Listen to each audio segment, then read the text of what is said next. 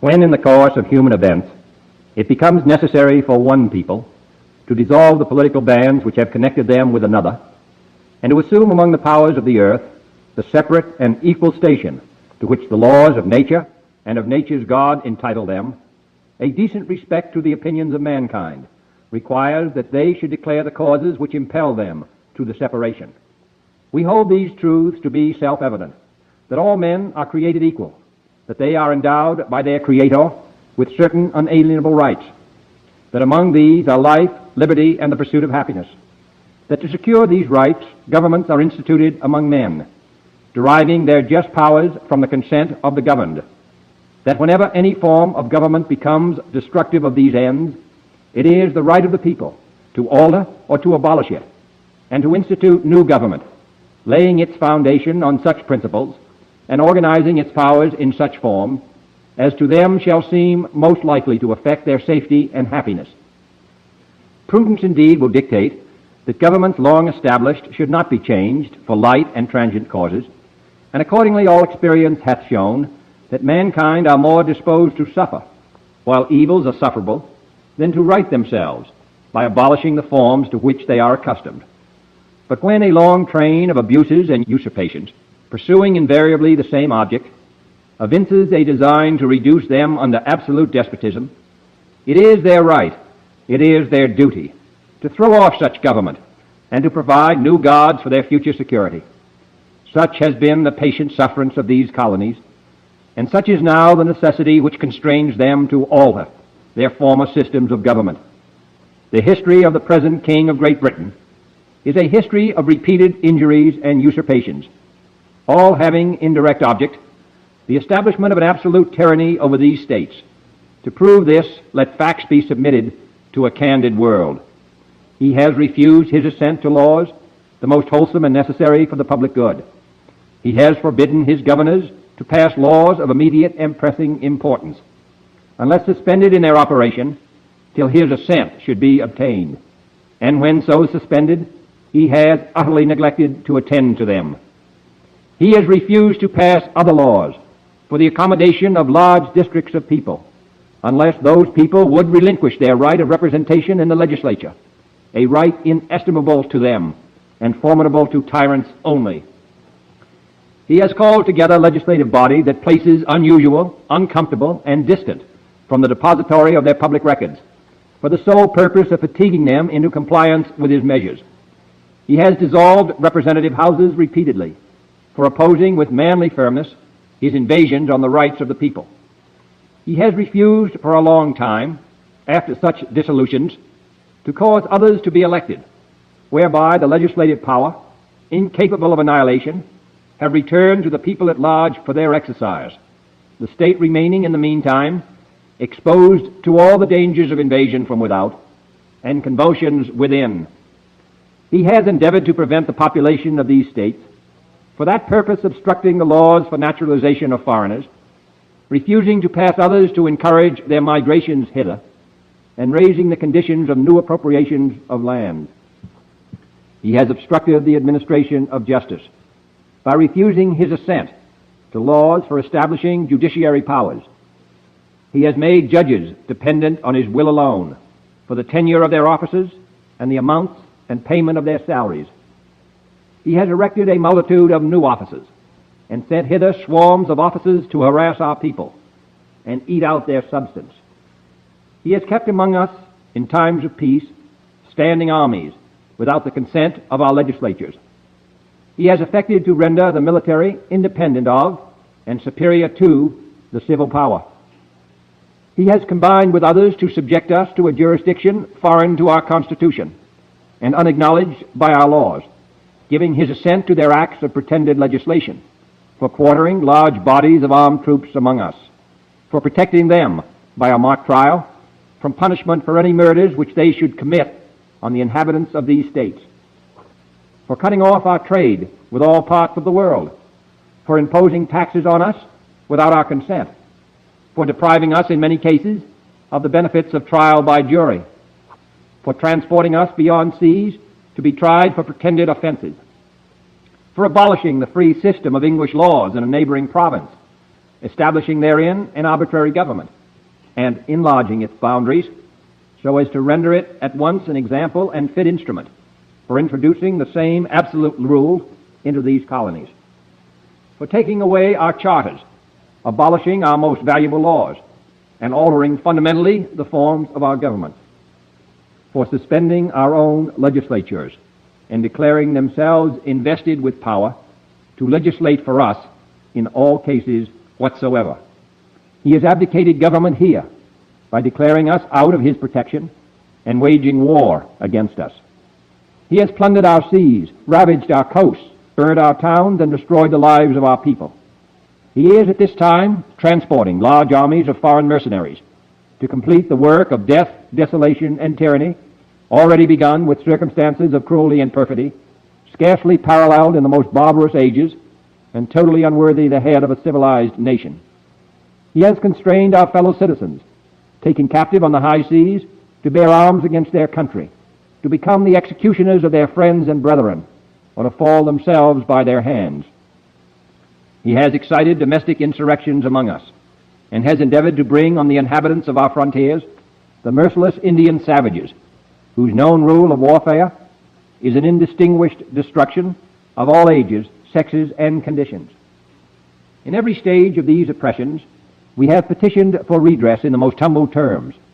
Our repeated petitions have been answered only by repeated injury.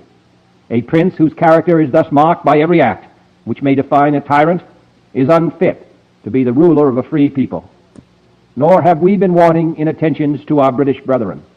We have warned them from time to time of attempts by their legislature to extend an unwarrantable jurisdiction over us. We have reminded them of the circumstances of our emigration and settlement here. We have appealed to their native justice and magnanimity, and we have conjured them by the ties of our common kindred to disavow these usurpations, which would inevitably interrupt our connections and correspondence. They too have been deaf to the voice of justice and of consanguinity.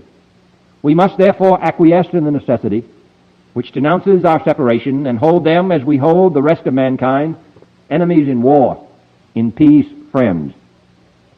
We, therefore, the representatives of the United States of America, in General Congress assembled, appealing to the Supreme Judge of the world for the rectitude of our intentions, do, in the name and by authority of the good people of these colonies, solemnly publish and declare that these united colonies are, and of a right ought to be, free and independent states, that they are absolved from all allegiance to the British Crown, and that all political connection between them and the state of Great Britain is and ought to be totally dissolved, and that as free and independent states they have full power to levy war, conclude peace, contract alliances, establish commerce, and to do all other acts and things which independent states may of right do.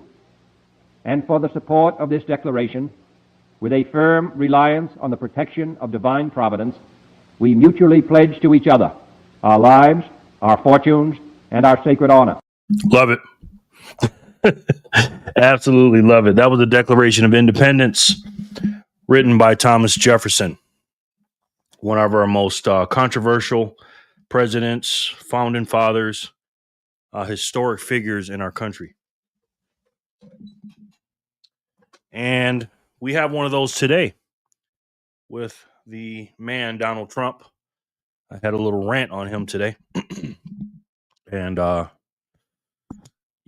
he's a very controversial man too. But hey, nobody's perfect. Nobody's perfect. And, despite the sacrifices these men make, they're going to get criticized. You know what I mean? Including by people that support them, like myself. But at the end of the day, I'm sticking with the plan, and I'm with them. And I'm with Trump. But I got to call balls and strikes, man. I really do. And although we got a lot of BS going on, he is in human form. Donald Trump is the closest thing we got to helping us out at the base layer of this problem. And the problem is the money printer, the Fed, and the evildoers that are controlling our system. And let's just say the politicians are not those people. But hey, you know what I mean? We're here to help raise awareness of what's going on, and there's plenty of awareness to raise. But the problem is we get lied to every day on both sides. And one side will say they'll fix it, and the other side says the other person is bad. I'm not going to sit here and tell you they're all bad, and you know they're all humans, and we're all flawed. But at the end of the day, we got to figure out what's going on here. And in order for us to win, the only way to win is to study what's going on with this stuff and look for the truth. And it starts with having some common sense, right? And being objective and not being biased and not living in the echo chambers. And that's the hard part.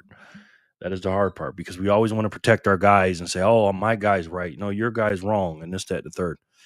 So we have to, figure things out, man, and keep pulling back layers, because whatever layer you're on when it comes to that common sense, which is the cousin, I say, of truth, the more layers you pull back, the closer you are to the truth.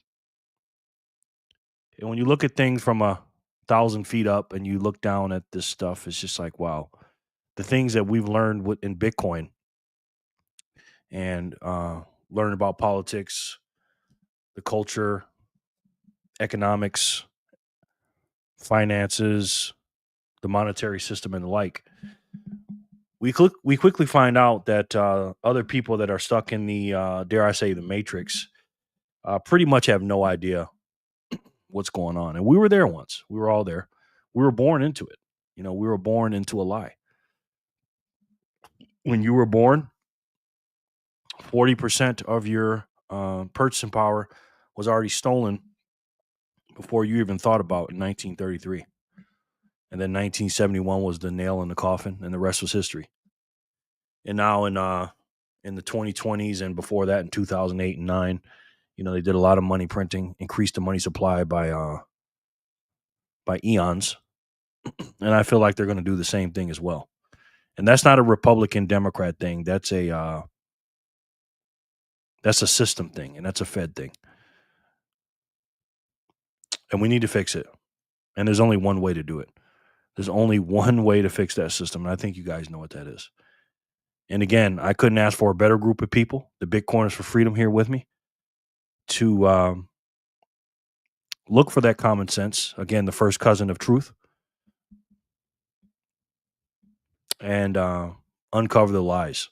Because again, in order to be free, in order to have freedom, you have to fight for it every single day. And there's only one way to have freedom. To be free. And that's the truth. And it will set you free.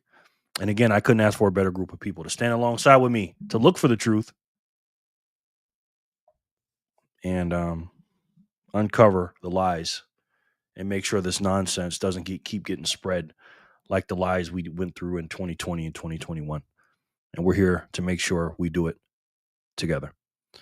What's up, guys? It is Thursday, April 2nd, 2026. As you can see here, we're at the Bitcoin block height of 943,436. TikTok, next block. Hope you guys are doing well. Let's do a little roll call here. Oh, man, I was doing some stuff today, so I forgot about the wheel. Let me set this wheel up real quick. Hope you guys are doing good, man. I got out today, man. I turned off the DoorDash for a little while, and I just got with the people today.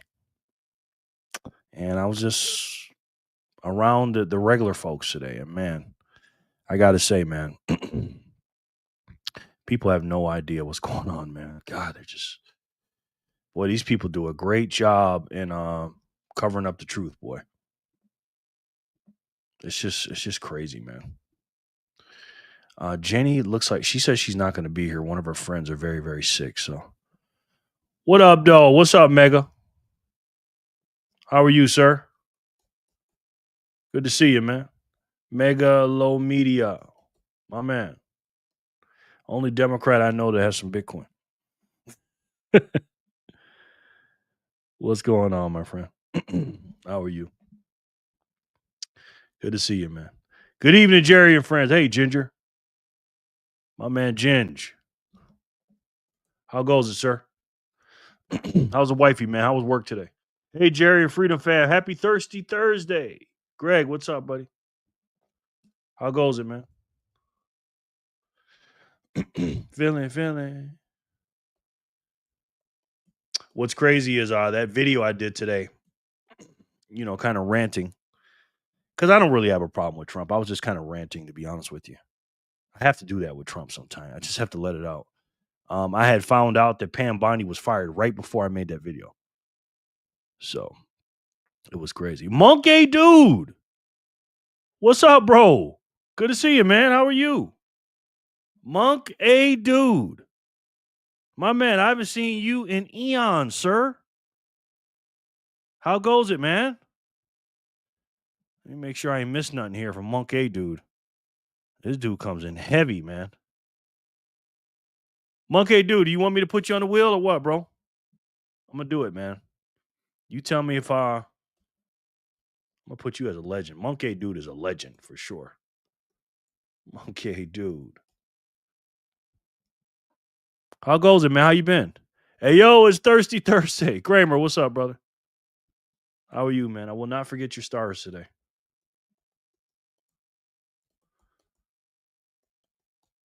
How goes it, man? Man, boy, I got to stretch my feet today, boy. Great rant earlier. Can't say, though. Thank you, man. I appreciate that very much. Are you someone else? Or is this your new account, brother? Is this a new account or is this you? How are you, man? Good to see you. Let me know. I'm going to put you on the wheel, man. Thanks for the compliment, man. I appreciate it. You look familiar, too. Agreed. Thank you, Monkey dude. Tell me how you really feel going off today. Yeah, I did a little bit. Hey, everyone. Hey, Fanny. What's up, honey? How are you, Fanny? Good to see you, man. Hola. Sin Diesel. What's up, my boy? I got you on the wheel already. Yes, I do. Sin Diesel. The Renaissance man. My sensei. He's in the house. Sensei, how was your day today, man? Good to see you. It's always a pleasure to have you, brother. Mega, boom. Megalo, Ginger, Kramer, and yo, Monkey, long time. Sin, hello. Philly, hello. Good. Thanks. Okay, good. Good to hear that, man. Hola, Finita. Hi, can't say. Hi, can't say. Ginger, boom. Monkey, boom. Pizzle, boom. Rookie from Anonymous. No, sir, I think you're the rookie, sir. If I had to guess. Okay. Hey, Sin. Kramer, boom. Hello, is this the right place for old friends and new adventure? Yes, it is, sir. Yes, it is. Uh-oh, first zap of the day. Who's it from? I think it's from Scotty. Oh, no. A big one. Jer, I can't stay heading to the gym. Stay patriotic, my American brothers and sisters. Damn, that was Joshua. Joshua, what's up, man? How are you? Oh, I didn't edit the video, did I? Let me dashboard. Joshua, what was good, man? See if I can edit this video on the fly. See how we do this. Nope. Joshua, thank you, man. That was a big dip. I mean, that was a big zap, brother. Appreciate it. This thing would work, man. I don't know. Zapstream is very funny, man. I'll come back to that. Thank you, Joshua. I appreciate that, bro. I'm good. Just chilling with the Freedom family while kiddos clean kitchen. Okay, good. Good to hear it, Fanny. Scotty, so we meet again. It's been too long. Uh-oh, what happened? Sounds like an inside joke. Yes, Sin, how you been? Scotty, hey, Fanny. Can't stay. I'm literally boarding the plane right now. Have a great show and good luck, everyone. Oh, Grasshopper. Where you headed? Oh, you said you were going somewhere. Where you going to? Where you heading? Have a safe trip. It's been a good day, Geraldo. Got my workout in. Bondi is out. I won't complain. Oh, man. We gonna talk about that, boy. Celebrate good times. Come on. Celebration. Love it, man. Love it. Oh, he's a rookie for sure. He even broke his brackets on his braces. Rookie move for sure. Wow. Seriously, dude? Of course he did. Of course he did. Like the baseball player, Jose Canseco. Jose can't say though. Haha. Okay. You know what's funny? Can't say though. Jose Canseco lives right up the street from me. I delivered food to him last year, and the name said Jose C on it on the DoorDash. And I didn't even realize it. I went through the gate and he was standing outside, and I was like, "Who's that dude?" And then I was like, "Holy shit, is this Jose Canseco?" He had a fucking huge dog. He lives right up the street from me. Not 5 minutes from me. It's crazy. Can't say though. All right, bro. Welcome in, man. Vancouver for almost 3 weeks. Oh shit. Yeah, you did say something about that. Have a safe trip, Grasshopper. Let us know when you land. Can't say though. All right, I'm gonna put you on the wheel, man. How'd you find the channel, bro? If you don't mind me asking. Can't say though. I like that. I like that, bro. I like it.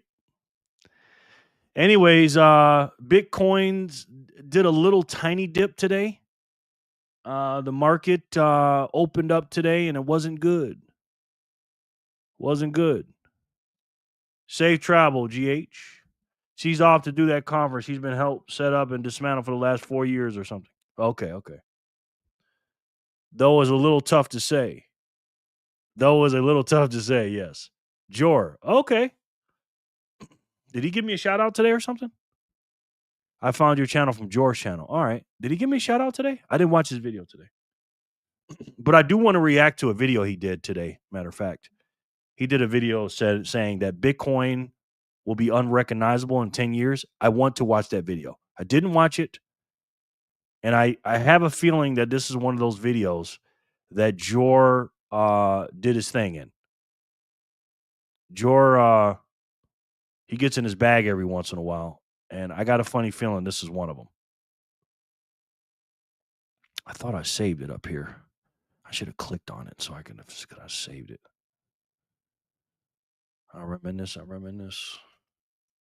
Sure, 88 cents radio. Let's see if I can find them.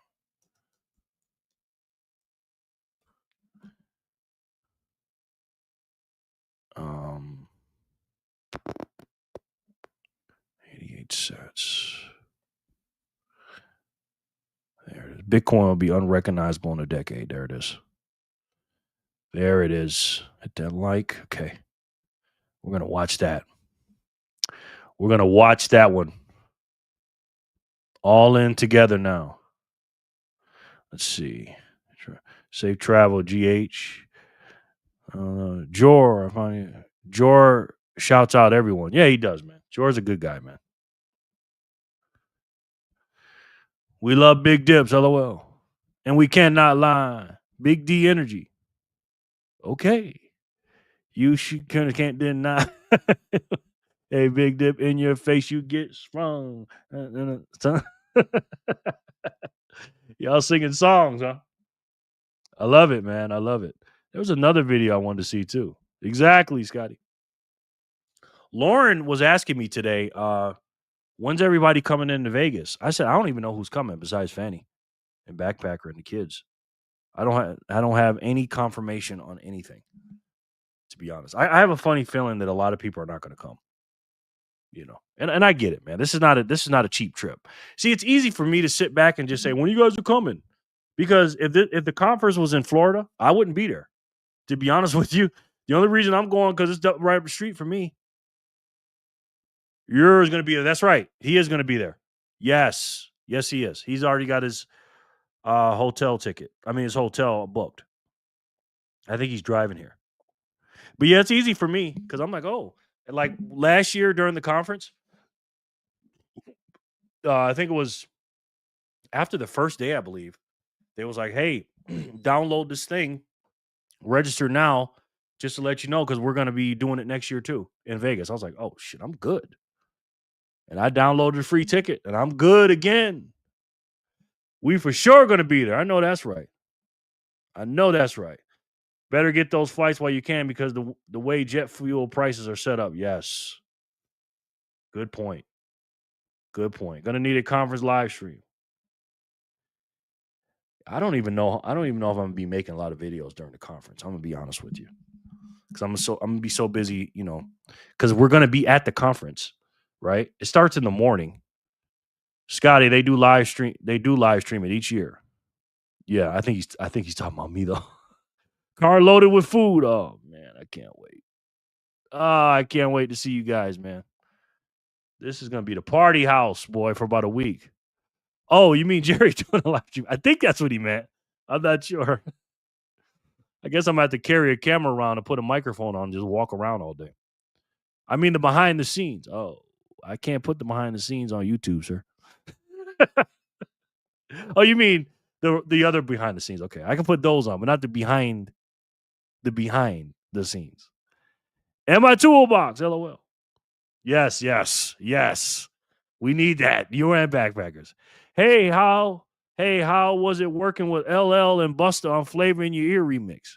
Do you think you will work with Puffy again for your next album? How you manage to change your rap style to match Bone on your double CD? Well, I think what he's saying here is that on Biggie Smalls, hey, how was it working with LL and Busta on Flavor in Your Ear remix? Well, you can't be talking about Craig Mack because Craig Mack didn't do a song with Bone Thugs. Do you think you will work with Puffy again for your next album? How you manage to change your rap style to match Bone on your double CD? Well, unfortunately, sir, the troll, Notorious B.I.G. passed about going on 30 years, sir. It's been 29 years. So, yeah, I don't think I'm Notorious B.I.G., sir. The troll's in the house. It's a party house. You might not want to stream that. Where I come from, that's called circumstantial evidence. You're not lying, sir. You did not tell a lie right there. Not the behinds, just the scenes. Okay. Yeah, because there's going to be some behinds. The behinds is. Oh, God, I got to tell you guys something. I seen a woman today on Fremont. I went on Fremont Street again today. This woman was so beautiful. I just could not believe how beautiful this woman was. She was so beautiful. I don't even think she realized how beautiful she was. I am serious.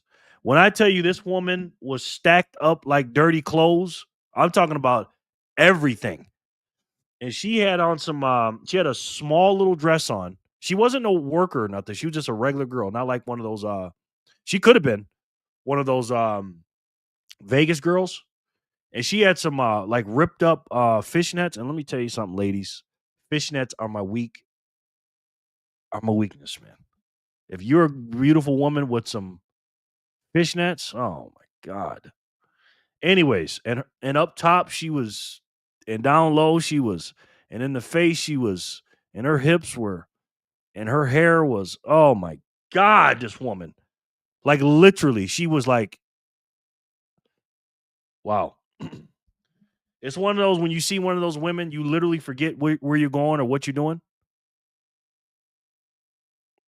It's crazy, man.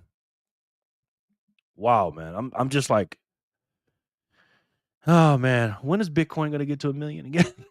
I was like, I just want to say, hey, I got Bitcoin, but it's only 66,000. Oh man, I wanted to meet you, son. Flipper, I want to meet you, son. All right, no doubt. The truth, I work with Travis Scott and Eminem. Does that count for anything? Uh-oh, Mega. Mega working with the big boys. Blad, wife called when you said my name. Oh, hey, monkey dude. I was just saying, man, I put you on the Wizio. And I appreciate you having me in, bro. I really do, man. It's good to see you, monkey dude. Are you sure it was a woman? The power of surgery is mind blowing, among other blowings these days. Let me tell you something, bro. I don't even want to say this on the internet. If that was not a woman, okay? If that was not a woman, then I'm sorry. I would have had to you would call me whatever you wanted to. If I'd have found out, if she said, hey, come on, let's go to your house, and I'd have found out that was not a woman, that's how good looking she was. Okay. There's no way. There's no way. I hear what you're saying, no, Sin, but not that one. Sin. Oh, Sin. Okay. I want to meet you, Sin, Flipper says. Did you work with Scotty 99? I appreciate it. I appreciate you, bro. I appreciate you. Bro, on that note, stay in Thailand. Nah, they can't look like that woman, man. Do they look that good, Sin? Oh, man. Nah, this woman was, oh my gosh. Like literally, this is one of the most beautiful women I've ever seen in my life in person. I'm serious. And she was just walking down the street. I was like, what the I was like, oh my gosh. I was like, why can't it be 2035 right now, huh? Sheesh. Well, what would you have done, Jerry? Oh man. I would have had to find out, Fanny. I would have had to find out. I don't even know if I would have been mad. Don't risk it. I know, bro. I know. Jerry is all about the cover. Yeah, man. I mean, there ain't no way in heck this one was that. No way. Good morning, team. Hey, Matt. Make sure to buy Matt's book, Simple Bitcoin Savings by Matt Willis. Please and thank you. Also, make sure you subscribe to the Truth to Work podcast. We do a show every Sunday night, 8 p.m. Eastern, 5 Pacific, along with one of my co-hosts, BTC Backpacker. Make sure you subscribe to him. Fuck around and find out. Pause, Jerry. I know. How did we get here? How did we get to this stage, man? She was walking down the street singing, yeah, she might as well been. I'm telling you, Mega. I am telling you. It got to the point where I almost pulled out the camera and go, excuse me, I need to record you or something, man. You know what I mean? Hey, kids. F around and listen, man. You'd have had to call me one of those for that. If that was true, oh my gosh. Hi, Matt. Megalo. Flipper, I'm looking forward to being graced with your presence, Chiquita. Oh, you coming? Okay, son. Thought we was having bad news, son. Sin promised me a steak dinner last year. He said he's going to buy me a steak dinner, and I didn't forget that. Now, I'm not going to hold him to it, obviously. I'm not coming anywhere near any steakhouses. She was singing do-wah-diddy like Puff Daddy. Did he? No. Oh, man. No judgment from me, Geraldo. Do you or her or them? Oh, my God, man. Listen, man. My downfalls, man. Everybody's got a weakness, bro. I love beautiful women, man. I'm sorry. I just do. The truth, LOL. Said, You do the pronouns, LOL. Nah, I can't do that, man. I can't do that, man. Sin, LOL. That was funny, Sin. Sin's a wordsmith, guys. But anyways, today was a good day, man. I just chilled out. I did a few DoorDashes, and I just let my hair down today. And I went some places in Vegas today. I don't go to the strip too much though. That's doing that. Well, that's doing that, Jerry. I don't go to the strip too much, man. Honestly, it's just too crowded down there. I like Fremont Street because I can park my car for free. I mean, I can park my car for free on the strip too. It's just too wild down there, man.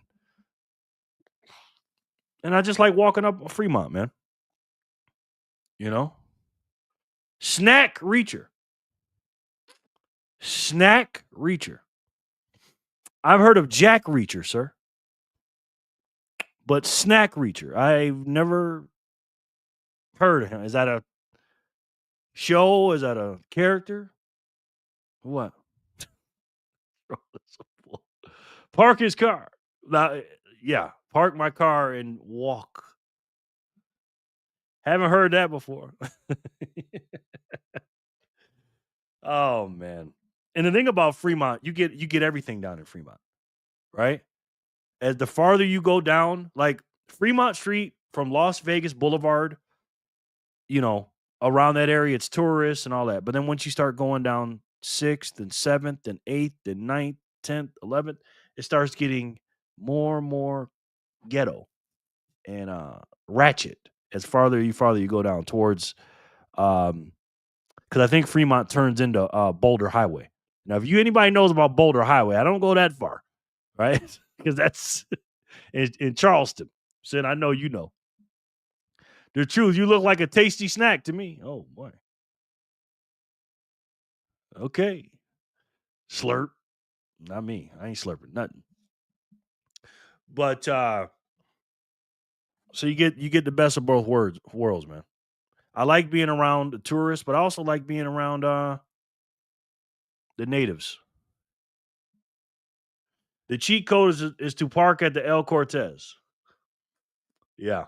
That's a good place to park too, but I always I always park between 8th and 9th on Fremont.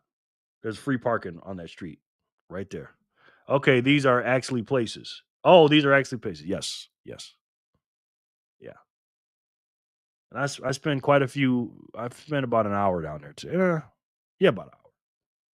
And I was just driving around the city, and I was driving around the hood and stuff. And I stopped and saw a what is it called? A soul food restaurant. And I met this dude today, and I was talking to him. I like talking to the pause, and I like talking to the locals, man. You know what I mean? Just to see where they're at. See where their mind's at.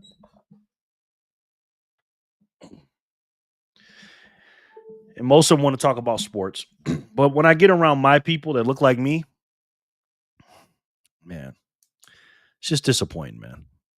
How they think and how they talk and stuff. They have no idea, how I think and what I talk about. And, I know that when I get with you guys, we're a rare breed, man.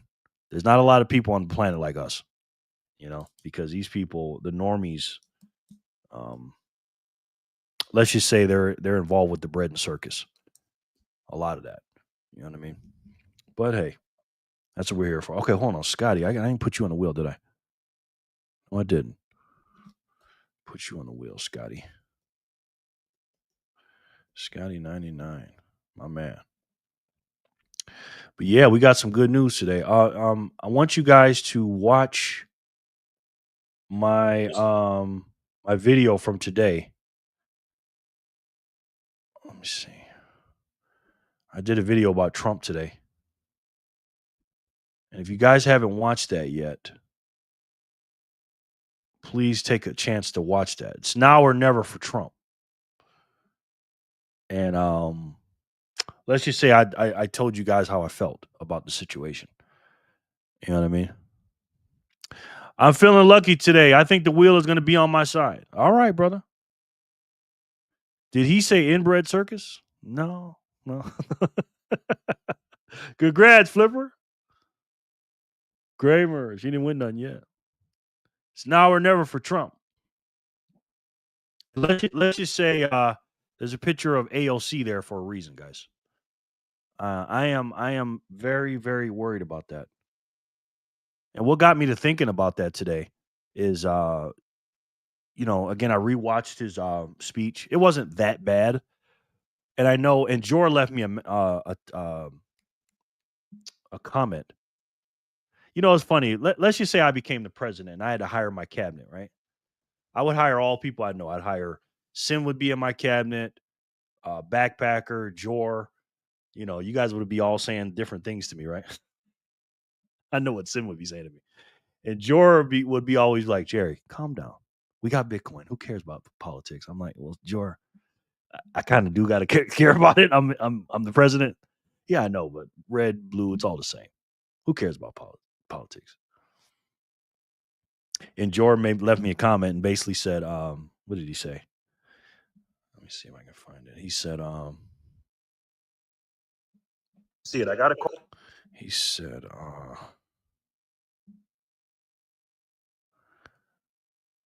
oh, Joey left me one. Jor said, Trump is speaking to more than just the American people. It's all fog for war, brother. Don't get too caught up in it all. Great video, though, brother. Keep stacking truth. He's right about that. He's right. He wasn't just talking about. He wasn't just talking to the American people. I know who Trump was talking to in the thing. He was talking to Iran. He wants Iran to come to the table and sit down. He's also talking to his enemies, and he's also talking to NATO. I get it. I know that. But the problem is, again, the problem is people are struggling right now. And when you go up there and all you're doing is bragging the whole time and not saying, hey guys, look, our troops are making a sacrifice. Because I try to put myself in the position of Trump. Hopper is going to try and hop on after the takeoff. Hopper. Oh, okay, good. Gotta go. Might be back. Okay, Ginger. I'll take you off for now, my boy. Thank you, Ginger. Like if I was the president, and again, I'm not qualified to be the president. I'm not saying I know more than Trump. I'm just an idiot on the internet. But when I'm talking to the American people, I'm telling them, look, guys, not only is the military making the ultimate sacrifice, you guys are making the ultimate sacrifice. I know I told you guys I wouldn't have any new wars. I know that. Now, again, Trump is a different dude. I know he's not going to apologize. I know he's not going to bring up the past. I know he's not sitting there watching all the videos we watch. And I know he has to, have strength when he talks. And you can do that. But at the same time, you can be sympathetic to the citizens, to the American citizens. Says, look, not only are the American troops making a sacrifice, you are making a sacrifice. We're doing this together. You're making a sacrifice at the gas pump. I know that and I understand that. And I appreciate your sacrifice. But this won't last long. Don't sit here and tell me that Iran is choking off the Strait of Hormuz because they're just doing it and it has nothing to do with the war. Of course it has something to do with the war. Trump? Come on, man. And again, the gaslighting the man does. You know what I mean? It's just like, again, when he's talking, he's almost talking to his MAGA base. And you can't do that, bro. He definitely needs a better speechwriter. Yeah.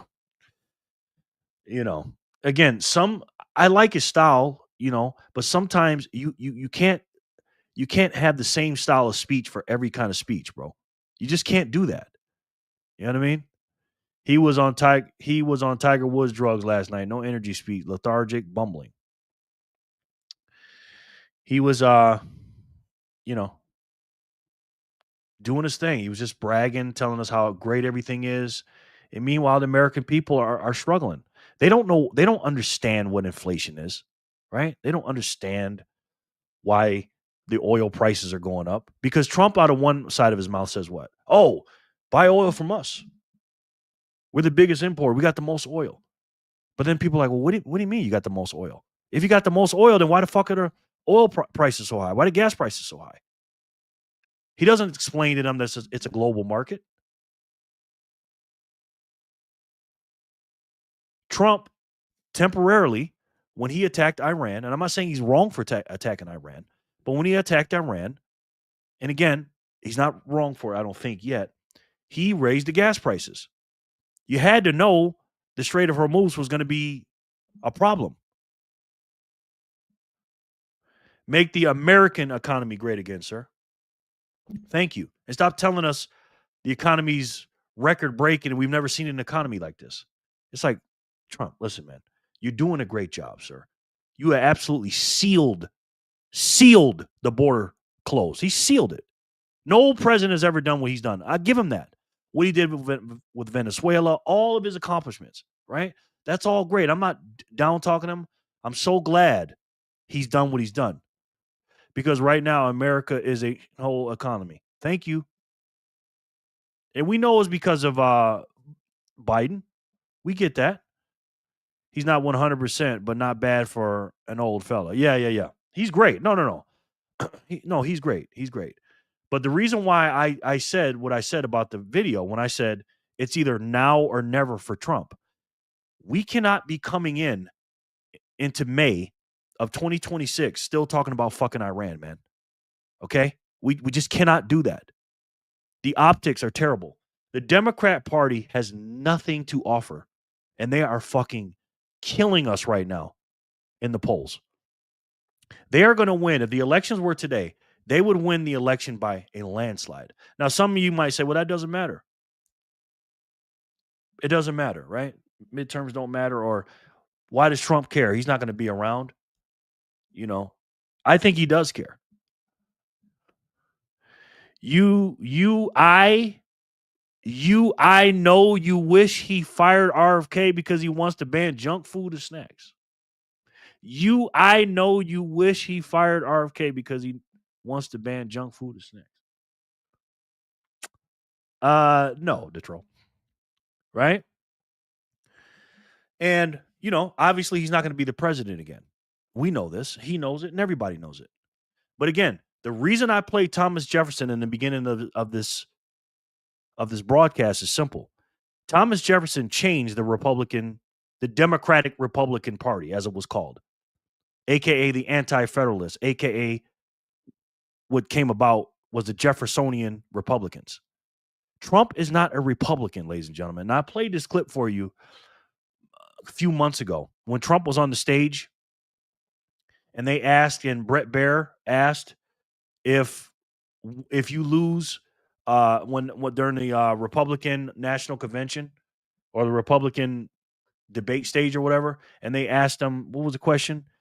Would you support, if you lost, would you support the nominee? And he was the only one to raise it. Would you be opposed to it or something? He raised his hand and said, no, I'm not going to support them because I know this country is not going to win without me. It's not about the Republican Party or the Democrat Party over there. It's about the globalists that are being controlled, that are controlling most of the Democrats and some of the Republicans. So what he did was he infiltrated the Republican Party, Trump, and said, you know what? We're going to change this Republican Party. Now, they are Republicans, quote unquote, but they're MAGA. His party is MAGA. Now, MAGA is not perfect. It's not like a libertarian party. It has to work within the system, but he's not a regular Republican. You think a regular Republican would do what he did to Venezuela and is about to do to Mexico and what he did to Iran in the summer and what he's doing to Iran now, talking about Greenland and what he's getting ready to do with Cuba and Mexico? I don't think so. And seal tight and close the border. The Republicans didn't want the border closed. They like illegal immigrations too. Why? Why do Republicans like illegal immigration? Simple. They can say, look at the Democrats. They're bad. Because they don't want power, the Republicans. They just want to point the finger. And also, they like the cheap fucking labor. A lot of these guys are business owners, man. Midterms is going to see seats flip, and then it's game over. Midterms is going to see seats flip. Yes. Cool show, coin show tomorrow, Jerry. I have to sell. Cool Kev, what's up, bro? Where's it going to be at? Palace Station? I might meet you up there, man. Good to see you, Cool Kev. You're absolutely right, sir. We are going to get blown out in the midterms election. Now, what do I mean by we? Right? That's me. That's right, honey. What do I mean by me? We? Do I mean Republicans? No. Tuscany. Okay. Do I mean Republicans? No. I mean the America First Coalition. The RFKs. The group with RFKs. The Tulsi Gabbard. By the way, I heard a rumor that Tulsi Gabbard was on the chopping blocks. We'll talk about that in a minute. I don't know if that's true or not. I didn't see any confirmation. The America First Coalition. Most of the Republicans, not all of them, most of them. We have to defeat the un-American Republicans, get them the hell out of there, and obviously the Democrats on the federal level. The Democrats on the federal level are corrupted. It's just simple as that. Even if they're not doing the BS, they're complicit to the BS, just like some of these Republicans are, by the way. John Thune is in that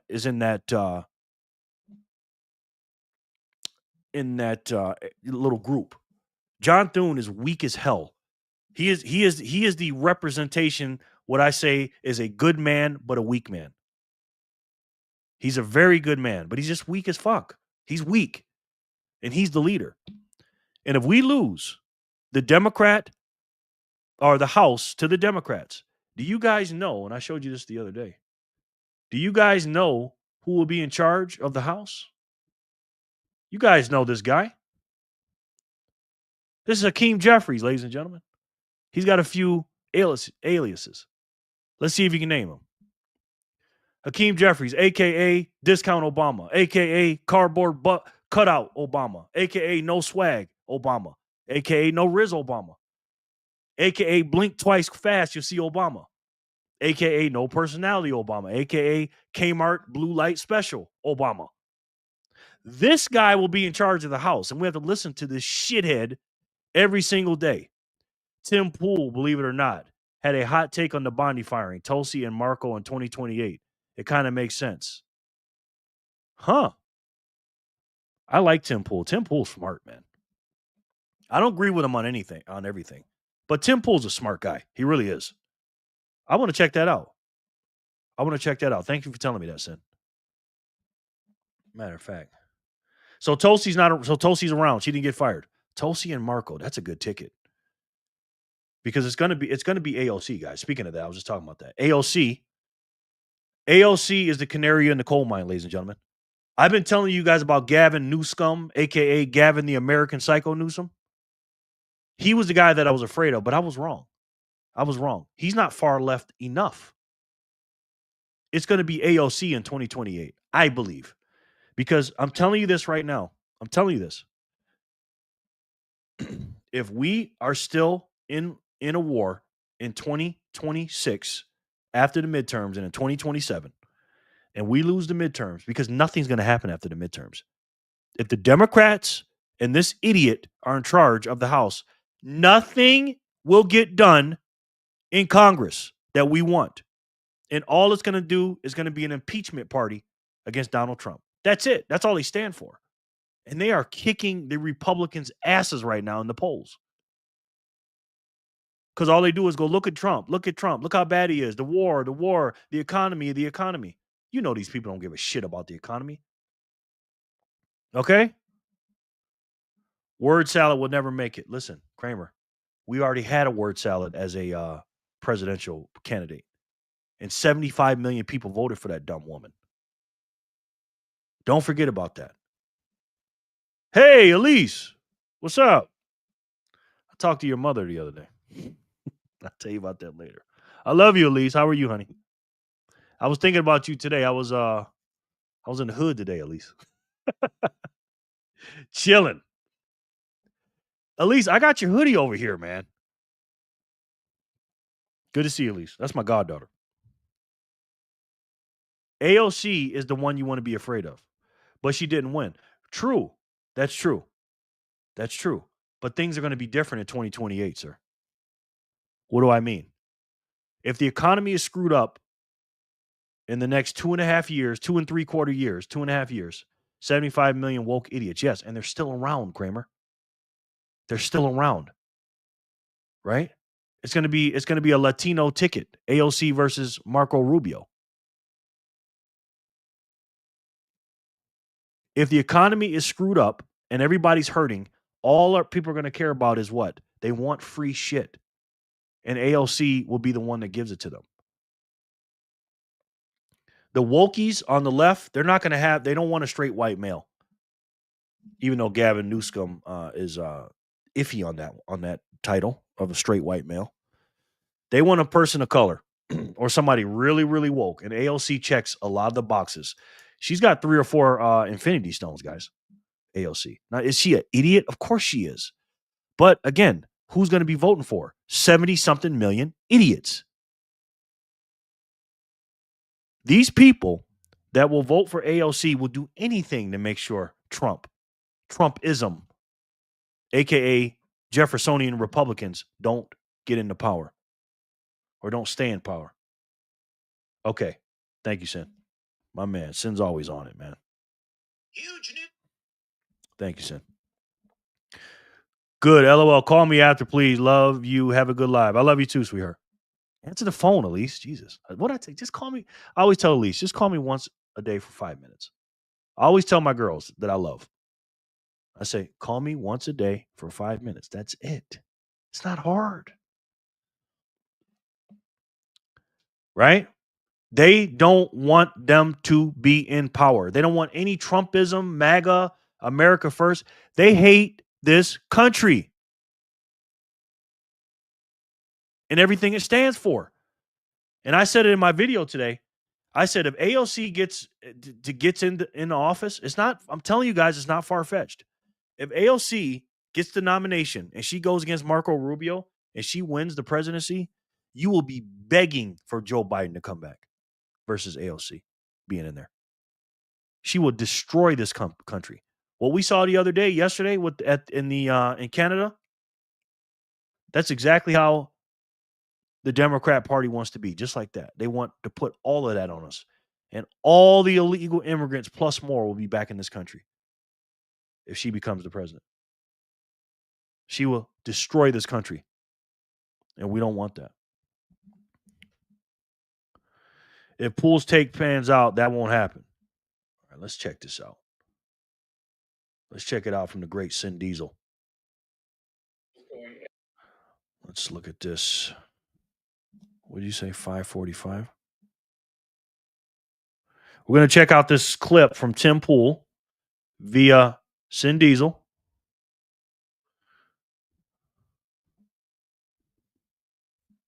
$5.45.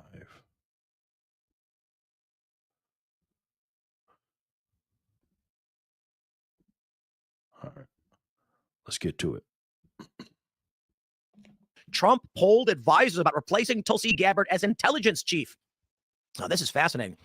They say it's not clear that Trump will actually fire Gabbard over the episode. Let's go back.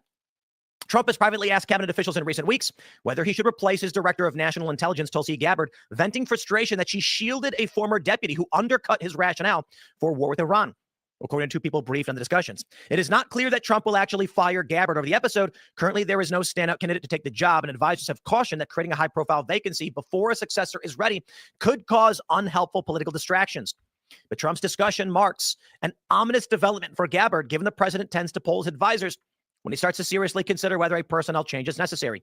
The two people spoke on the condition of anonymity to discuss private conversations. We've got this from Laura Loomer.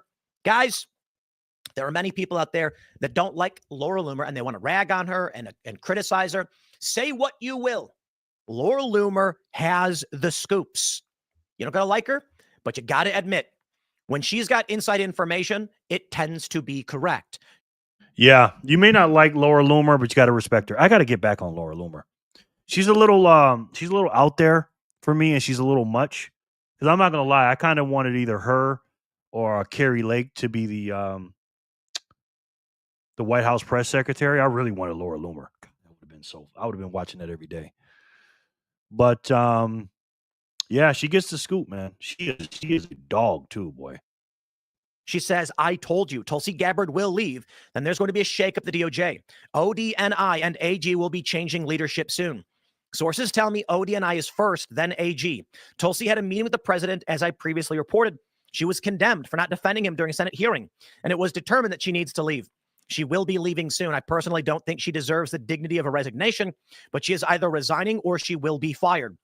Now, the rumors in the Beltway. Oh boy, I'm not supposed to know these things, am I? I don't think she's getting really fired. I think this is all constructed. I know, and they're going to say Tim Pool's a conspiracy theorist. And this is why, if I just played ball, my friends, if I just went, oh, heavens me, Tulsi's being fired, I can't believe it, maybe I'd be more successful in this space. But instead, I'm going to tell you what we're hearing rumor-wise, and we're not supposed to talk about. So my understanding from the rumors that I've heard, and again, this might be wackaloon crazy stuff, I'm probably wrong, is that Trump's got no real reason to fire Tulsi. That's what I'm saying. Like, what? Tulsi Gabbard? Like, she's like the perfect little citizen. You know what I mean? Like, Tulsi? Real reason to fire Tulsi. She has been pretty good. Not perfect. Like, she could have been more sycophantic, I guess. But the rumors that I'm hearing is that Tulsi is going to break away. She needs a reason to break from Trump that gives her credibility among moderates. Many people argued to me when I said, Tulsi, the rumor is she's going to leave and then run for office with Joe Kent or maybe around the space. They said it'll never happen. I think it was Kyla. She said she can't go Democrat, Republican, Democrat again. She can if Trump fires her. If she comes out and says something to the effect of, I served with honor this president who was duly elected, despite some misgivings I may have had, I felt it was my duty to work on the behalf of the American people who voted for this president. However, he fired me nonetheless. She can then take an honorable approach and say, look at me, we're on the outs. I am going to challenge this train of thought. The theory is as such. They don't want the far left. They don't want the populist right. No populist left and right. You gotta go. So the game plan is, how do we create new political factions that eschew the wackaloon left and the grassroots populist right? Let's just call it populist left, populist right to avoid my overt bias, which you can tell exists. So the idea would be Marco Rubio versus Tulsi Gabbard, 2028. Yeah, Gavin Newsom's a snake, right? That's what people say. They say he looks like the Joker. They don't want him. Now, to be fair, I have sources very, very close to many of these individuals. Might even they be the sources themselves. And my understanding is this is not the play. It's not going to happen. So it's been conveyed to me. Tulsi Gabbard will not be running. There's no games here. This is all above board. What's happening is happening. Maybe. But from what I know of these individuals, say what you will about Donald Trump, he is not someone who is just dropping bombs. Maybe Pam Bondi, whatever. It looks like to me, based on the rumors we're hearing, the Trump administration is preparing for effectively a dissolution of this MAGA faction. Not that they'll abandon the core issues that make MAGA, but that they know Trump is a personality that leads. And they need to be able to transfer this to a new candidate who will have a strong base. And Donald Trump's base, be it very strong, lacks support from suburban women and moderates because of Trump's personality. And that's true whether you love him or hate him. Suburban women do not like Trump's behavior. Bring in Rubio, who is skyrocketing in the prediction markets as the nominee for the Republican Party 2028. He has been calm, collected, measured. He's done a pretty bang-up job, I got to admit. I wasn't a big fan of him in the past, but I think as far as it goes, he has been measured and steadfast. I do respect that tremendously. When he gave his statement on the Iran war, Michael Malice was like, okay, why didn't Trump say that? And I laugh. I'm like, because he's Trump. So this is what's fascinating. Marco Rubio gives a calm, measured statement. Iran is a threat for these reasons. They have lied about these issues. They have built up weapons. Here's what our mission currently is and what must be accomplished. And it was delivered, I gotta say, better than Donald Trump did. So what do you do to pass that torch down? Many people said, how would Trump make it with, how will MAGA make it without Trump? Well, J.D. Vance has been a culture warrior, and I'm a fan, but he's been a culture warrior. And this means the media's gone after him saying he's just like Trump. But Rubio, they largely have not. Because when it comes to congressional hearings, when it comes to working with Democrats, Rubio's statements have always been calm and collected. And that is going to play well with moderates. He's not a culture warrior. He's not lewd and lascivious. He's not posting memes. People post memes about him, sure. Tulsi Gabbard, the exact same. She has been measured and collected. She has served with distinction. Though Trump may not like it, if that's really what's going on, she has not spoken ill of him. And I imagine there is a possibility that moving forward, as the rumors are, Tulsi Gabbard will represent a new moderate Democrat base. She will say, I served the president who was duly elected because the will of the people matters. My opinions should not supersede you, the voter. And despite some misgivings about what the U.S. was doing, I knew it was my job to do my best to serve the American people, not my personal interests. That being said, I disagree with these wars, these regime change operations. And as president, we will work against these policies. She will come back to the moderate Democrat. She will say a new Democrat party needs to emerge. You will get Marco Rubio, who will say, I have the utmost respect for Tulsi Gabbard, who did serve with distinction. And it was an honor to serve alongside her. But we do have disagreements. Imagine what 2028 looks like, bringing together a political faction where you have two sides of the same coin that are reasonable, moderate, and respectful. It's going to be like Obama, McCain. I think this is the path we're going, and I like it. You know why? Tulsi Gabbard's a moderate. I think she's fantastic. Marco Rubio, fairly moderate. He's a conservative. He's not so much moderate as Tulsi, I suppose. But you will get a reasonable left and reasonable right. They will be calm, collected. This can start to break down the tensions that we feared would bring us to a civil war. It can start to repair these bonds. We start icing out these far left wackaloons who are running for office on crazy policies like trans and the kids, and we start bringing back a sane, moderate government, and I'm going to be happy. You know what that means, ladies and gentlemen? It means that the moderates and the conservatives will have a debate amongst themselves, and the fringe left woke trash will be excised. We also know at the same time that powerful media corporations are working towards consolidating the narrative, eliminating the fringe elements, and bringing together moderate voices. Now, what I will say is, I don't know that they like me very much. To be fair, I'll give you my true general thoughts on what's going on. All right. I'm going to let him talk, but let me give you my reaction to that. All right. Let me give you my reaction. I think that's a brilliant plan. Okay. I like that. But there has to be caveats, and honestly, to be honest, there's some problems with this type of thinking. All right. As human beings, we do two things. Actually, three things. We think about the things that we want. We try to be rational, and then we think kind of short term in our lifetimes, right? Now, remember, I've told you guys that Donald Trump thinks out 50 years from now. Like us, we think 20, 30, 40, 50 years from now. I'm not saying this is not a brilliant plan. It is. But it's too early, in my personal opinion. Now, I could be wrong about this. Now, what do I mean by too early? The Democrats are way too far left. They're just too far left. And they hate Tulsi Gabbard. They hate her. How many moderates actually exist in the Democrat Party, would you say? Because I would say out of 100% of the Democrat Party, a large portion of them have TDS. A lot of them. A lot of them. So if Tulsi runs as a moderate Dem, AOC would end up like Kami did, and when Tulsi roasted her during the debates. Old girl never recovered politically after that. Yeah, she did. Absolutely. Yeah, I think she'd kill her. I mean, she'd absolutely destroy her. And as much as I would love to have the Democrat Party move back to the normal, I don't know if it's too soon, man. I don't know. Because again, we're thinking short term. 2028 is not that long from now, guys. And as you guys know, the Democrat Party is moving more farther and farther left. And they've been doing this for quite a while. So if they're going to do this, they're going to have to start working on this quick. They can't wait till 2027 or the end of 2026 or early 27, mid 2027. They got to start working on this, man. And again, I just don't see the Democrats.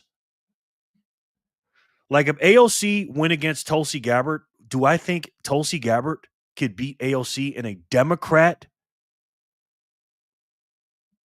primary today? No.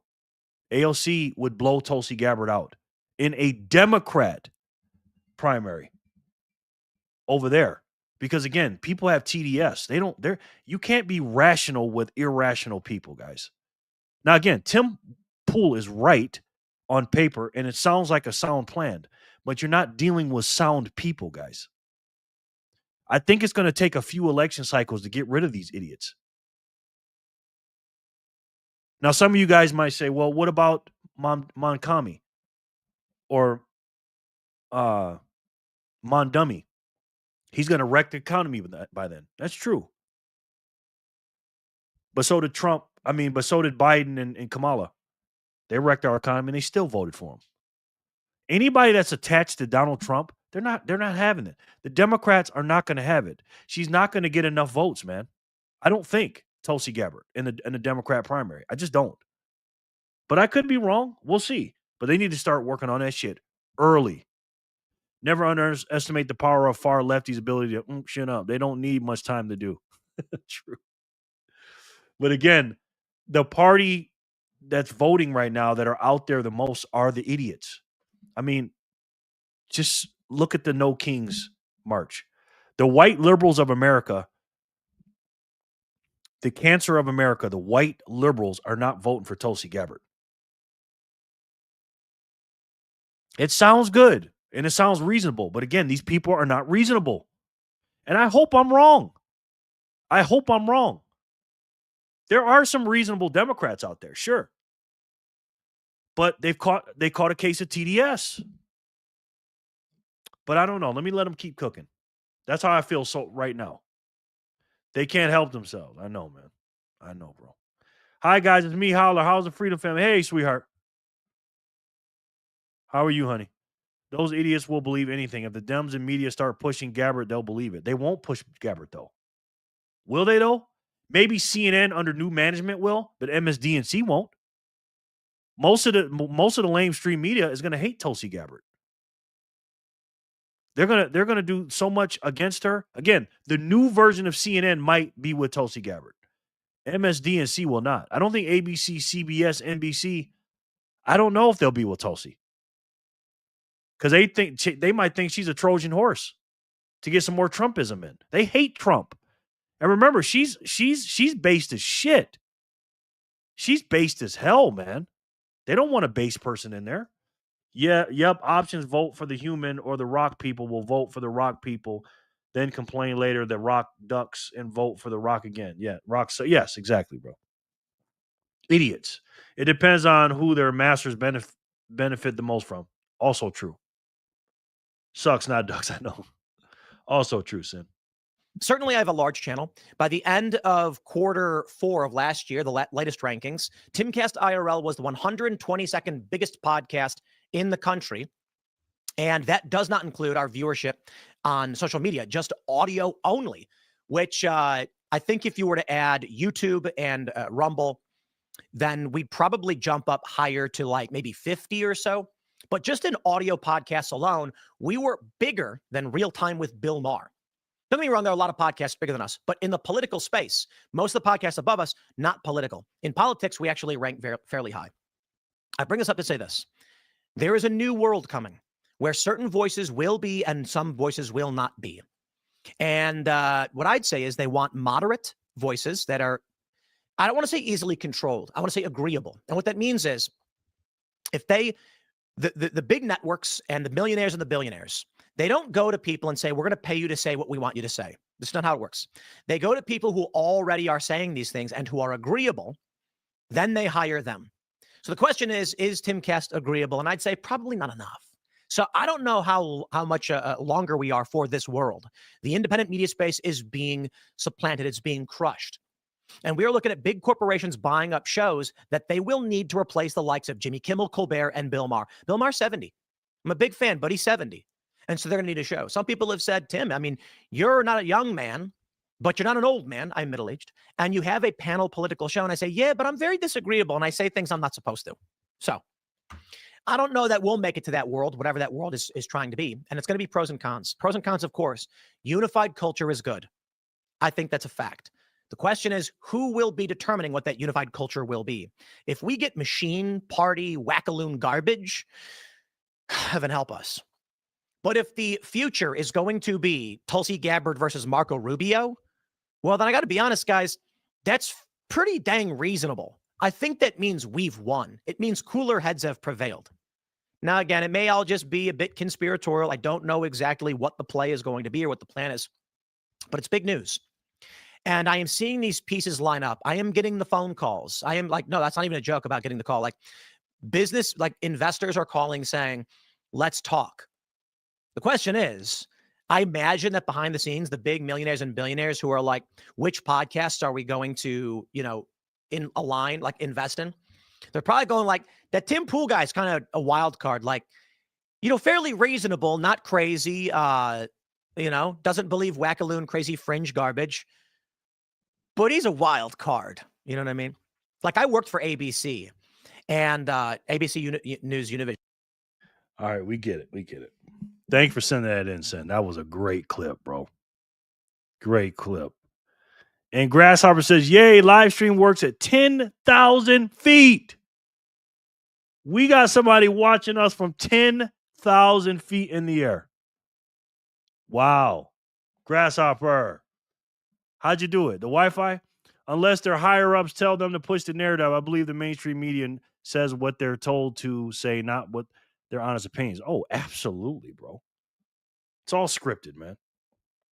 Hopper is smashing sats in the Mile High Club. Oh my gosh. That is crazy, man. But we'll see. We'll see. I don't know. I don't know what's gonna happen. But I that would be a great idea. Jerry in space. Let's fucking go. That's the next one. We're still climbing to cruising altitude. Okay, you be safe. That's crazy. Wow. That's absolutely crazy. Anyways, guys, thank you guys for being here with me today on this Thursday, April 2nd, 2026. We didn't do any spins yet. We're about to. And I forgot which which block we started off at. Yeah, yesterday must have been an April Fool's joke with the mempool. Wi-Fi is working so far. Okay, good.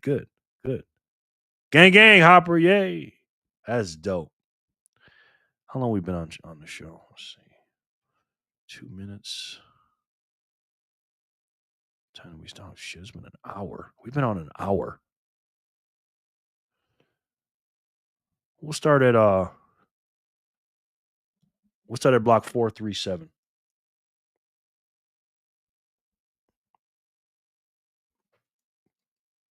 So we got a lot of spins, guys. A lot of spins. Wow, they're coming in fast. All right, let's do some spins, guys. Does that mean Jerry is now in the Mile High Club? Maybe. I wish I was in another club. So let's spin the first spin of block 437. Let's see who can win that thing. I hope so, Scotty.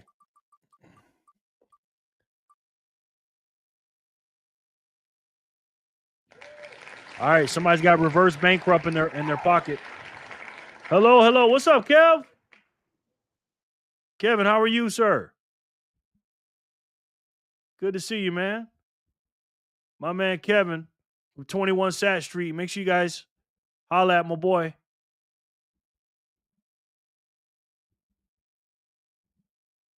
Grasshopper. Kevin, what's good, man? Kevin from 21 Sat Street's in the house. Kevin, when are you coming to Vegas, bro? Everybody wants to know when we're coming to Vegas. Kevin, reverse bankrupt next to me. Ouch. Welcome in, sir. Let's see who can get it though. 437, 438, 439. Look at Grasshopper. Oh my God, Grasshopper. She wins the first spin at over 10,000 feet in the air. Wow, Grasshopper. Congratulations. I'll be flying out to 27, Lord willing. Okay, cool. Yay, Hopper. And she's got a reverse bank up. Yay, congratulations. Now she's the Mile High Club. Live from the friendly skies. Wow, that's crazy. Congratulations, Grasshopper. Can you win again? Wow, that's sick. Flipper. Thank you, honey. Thank you. Flipper, you won. You got 420 sats. Can you tell us something? I'm Flipper. This is Little Slip. And I just want to say good morning to all of you and have a great day and keep on stacking those sats. Buckaroo salute. Woo! Cuteness Incorporated, ladies and gentlemen. Cuteness Incorporated. Good game, Flipper. Absolutely. 438 goes to Flipper. Let's see who can get 439.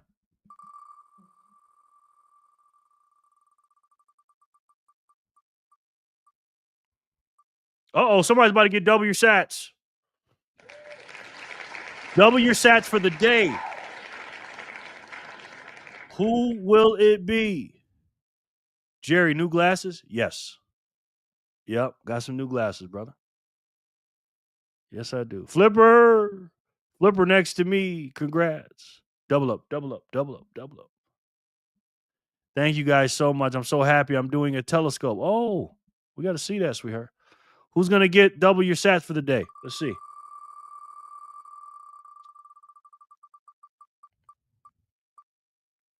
Uh-oh, next 3 blocks belong to you. I mean, microscope. Wow, now this is a tough one. Now you have a choice between double your sats for the day or the next 3 blocks belong to you. You have that choice. Let's see. Looks good, my man. Thank you, brother. I mean, microscope. So does mean 6 blocks? No. Kramer, you're the winner, sir. Would you like to have double sats for the day? What would that be? 630 every time it lands on your name? Or do you want the next 3 blocks? Damn, that's a tough one, man. That's actually a tough one. Gang, Kramer. I think I would pick the next 3 blocks because they're guaranteed 3. You know what I mean? Good game, Kramer. I don't know, though. That's a tough one. Yeah, I'd pick the next 3 blocks, I think. Fuzz, that's tough. It is tough. That is tough, man. But next 3 blocks is guaranteed. A bird in the hand, bro. But completely up to you, man. Completely up to you, brother. I'm a gamble with double me up, Sarge. Okay, so now you just doubled up on that one, Kramer. So Kramer, you just got 630 sats on that spin, and we'll see what happens after that. Kramer's always stuck with the red hard decisions. Pause. No, you're not on the wheel, Kevin. I'm sorry. You are not. No, you are. Too busy shouting you out, man. Kevin from 21 Sand Street. Thank you for pointing that out, Kev. Sorry about that, buddy. Now give me one more hit, says the junkie. Yes. Then you'll be good. All right, Kramer doubled up for the day. And you only get 1 double up, by the way. Just 1. Kramer, you got that for 439. Let's see what 440 is talking about.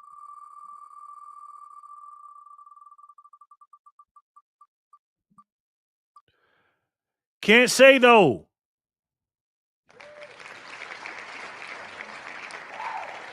Can't say though. The new guy. Is he here? Jose can't say though.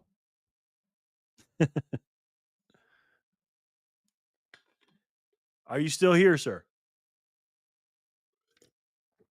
If you are, you got yourself 105 sats, my boy. Still here, CCT? While you're thinking about it, I'm going to do the next one. 441.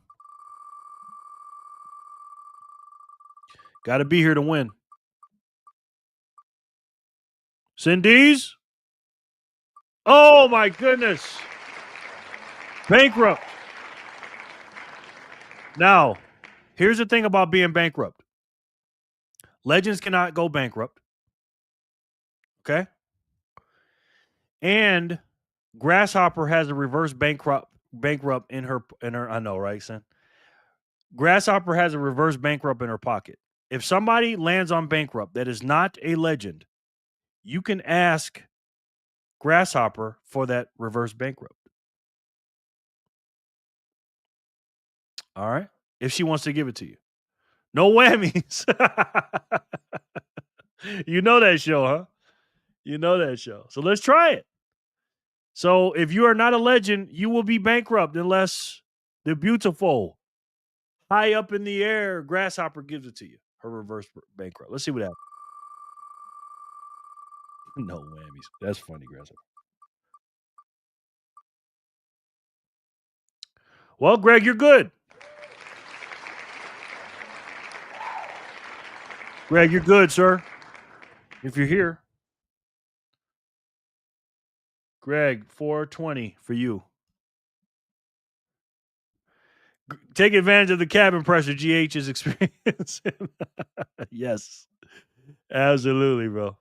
Greg, congratulations for 441. I'm gonna go back to 440 because Can't Say Though ain't here. I'm safe. Yes, you are, sir. Good game, Greg. Double your sats. Always here, Jerry. I appreciate you, bro. All right, now, if this lands on you, Kramer, I can't give it to you twice. But what I will give you, I will give you the next. No, I can't do that. can't get double your sats. But you can give them away. I'll tell you that. You can give them away to somebody. Double up, double up, double up. You can give them away to somebody if you land on a Kramer, okay? You can give it to somebody else. Block 440. We went back in time. Sin Diesel. Double up, double up, double up, double up. Speaking of the double up. Sin Diesel, that is 840 sats for you, my friend. He spoke up and he got it. And he sent in a great video. That's cool, but I still get double. Yes, you still get double today, yes. Sin Diesel just got 840. Alexa, play Redemption song. Sin. Good game, Sin. I knew he was going to say something funny as hell. Good game, Sin. Boom. That's right, Monkey. Congratulations, Sin Diesel. You went back in time and took Homeboy's slot. Greg won 441. Sin wins 440. Let's see what 442 is talking about.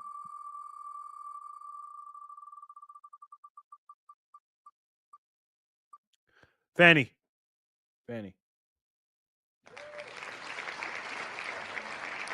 with 420. Congratulations, man. Love it. Gang, gang, son. Jerry, do you have any opinion on Pete Hegseth firing 3 top military generals? My take is they didn't want ground invasion and Trader Pete fired them. I didn't hear anything about that, Greg. You think Pete Hegseth is a traitor, huh? Elaborate, sir. Good game, Fanny. You think he's a traitor? Yay, wow, very grateful. Thank you. No doubt, Fanny. Thank you, sweetheart. 443.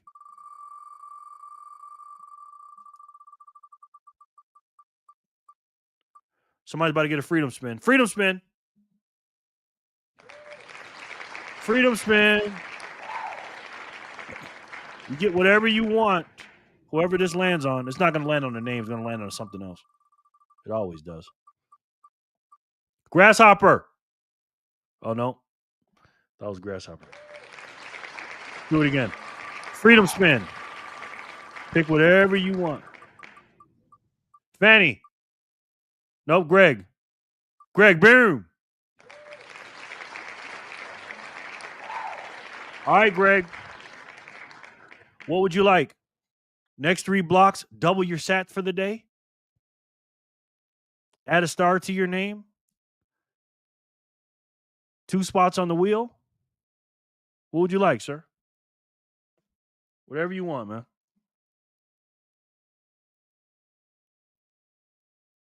Let me know. Do. Philly. Good game, Greg. Philly. He spelled it just like I said. Philly. I'll take the next 3 blocks. That's smart, bro. Philly.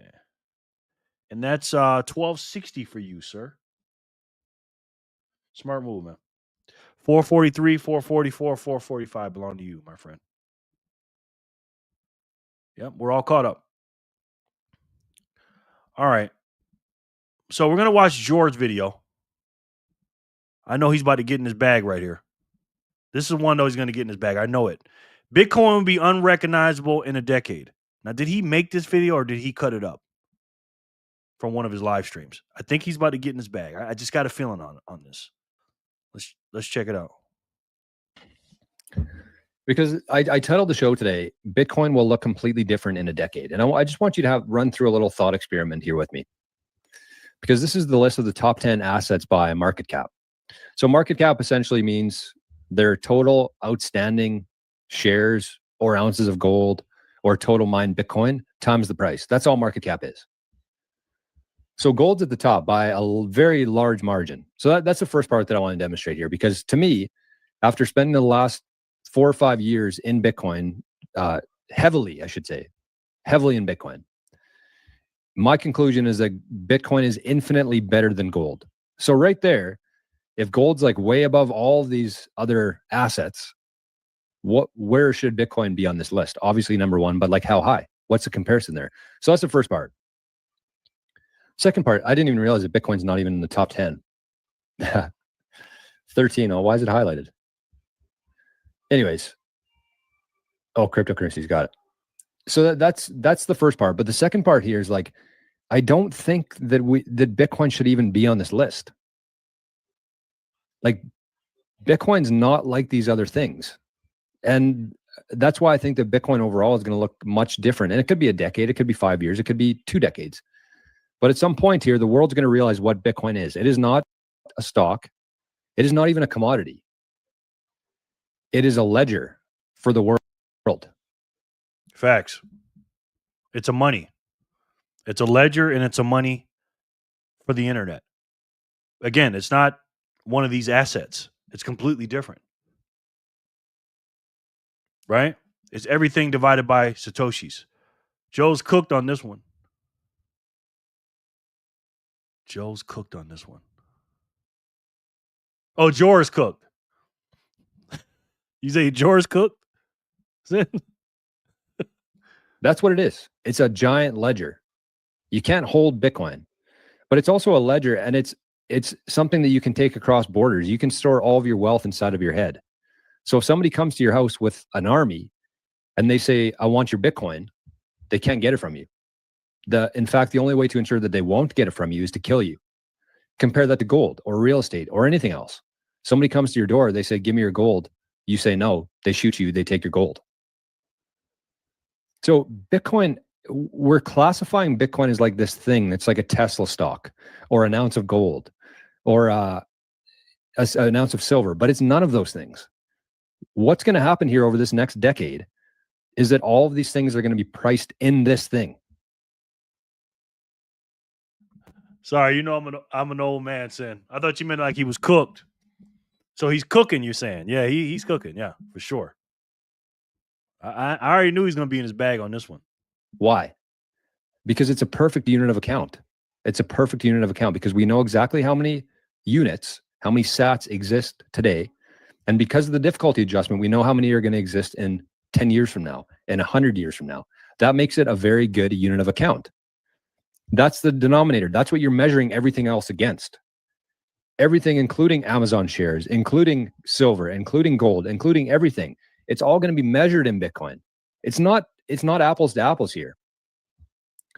And that's when people compare Bitcoin to digital gold. It's like, no, it's not. Bitcoin is much closer to real estate. And that's why you don't see real estate on here. Because it's different than all these things. And Bitcoin does not fit into this chart. It's good to like visualize and see, I guess, how in fiat terms, what it's worth. But in a decade or two from now, you're going to see an ounce of gold priced in Bitcoin. And that's what the market cap is going to be based on. It's going to be the ounces of gold times the sats that they're worth. That's going to be the market cap. And it's going to be like maybe, I don't know, 200,000 Bitcoin? Maybe. Because you still got to save room for real estate. What percentage of that? So Bitcoin is the measuring stick. Bitcoin is the ledger. Bitcoin is the thing that allows you to store everything that you have, all the value that you ever accrued in your life, in something that cannot be taken from you. And you cannot say that with anything else. And the other thing too is that all of these things, if there's enough demand for gold, we're going to find more gold.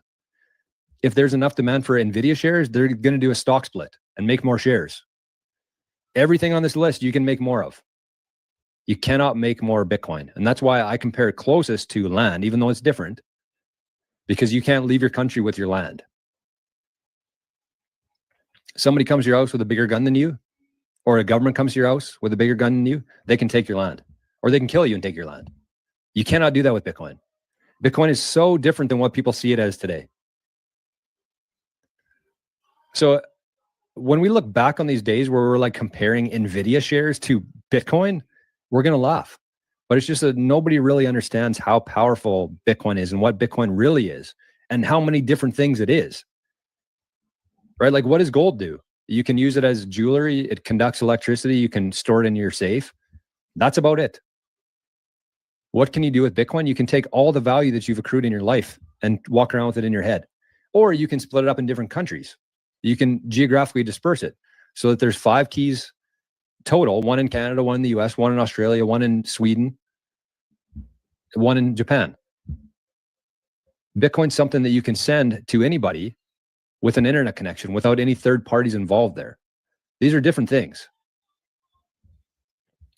And you cannot make more of it. And that's the biggest thing to me, is that, again, if there's enough people who want gold, if there's enough demand for gold, we're going to find more gold. Do you know how much gold exists in the mountains, in the oceans, in space? If there's enough demand for it, we're going to find more gold. If there's enough demand for Bitcoin, we cannot create more Bitcoin. These things are not the same. And we're going to find that out. It's just going to take time.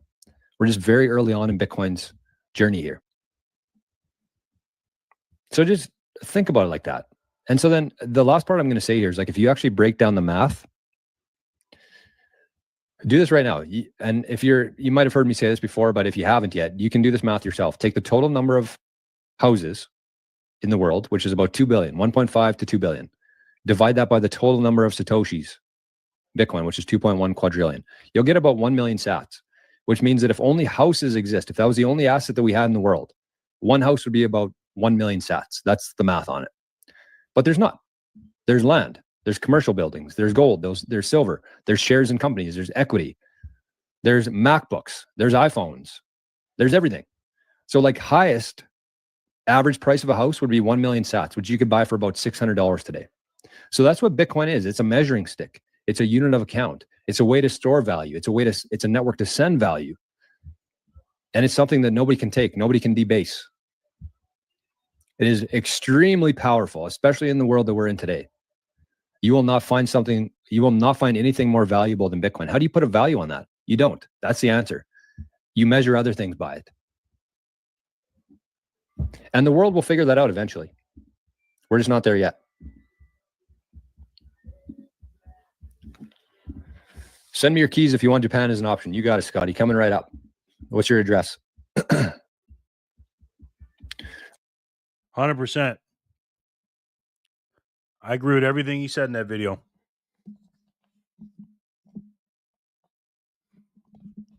It's apples to oranges, ladies and gentlemen. We're comparing Bitcoin to things that are unlike Bitcoin. It's like an alien ship coming down to Earth. I was trying to compare a F-14 to it. You just can't. It's completely different. Great job, Jor. Scotty, LMFAO. Scotty's a fool. Oh, yeah, what's going on over in Nostr today? Ghost of Terry Davis says real estate is imploding in the U.S. Yeah, and that's a market cap based on fiat, right? All the houses are measured in fiat. But at some point in the future, they're all going to be measured in sats, because that's the unit of account. That's the best unit of account. That's what we're going to use for it. It's a transparent ledger that you can see every transaction that's happened in history so far. That's what you want from a unit of account. You want to know how many there are, how many there's going to be, and you want to be able to audit it yourself. You don't want to rely on third-party auditors. Hell, the Federal Reserve has never been audited in 112 years. So of course, that's where we're going to. We're just not there yet. Facts. Facts. Skull Spotter. Hey, streamer, I follow back forever. If you like it and stay in your live extra viewer support, press the bell if you don't watch the videos. Thank you, man. How are you, sir? Appreciate the support, brother. No doubt. Well, as we know, guys, the big news today is Pam Bondi was fired. She was fired. Let's take a look at this Fox News clip and see what they got to say about it. Let's bring in Fox News contributor and George Washington University law professor Jonathan Turley. And Jonathan, big news breaking at the moment. What do you make of it?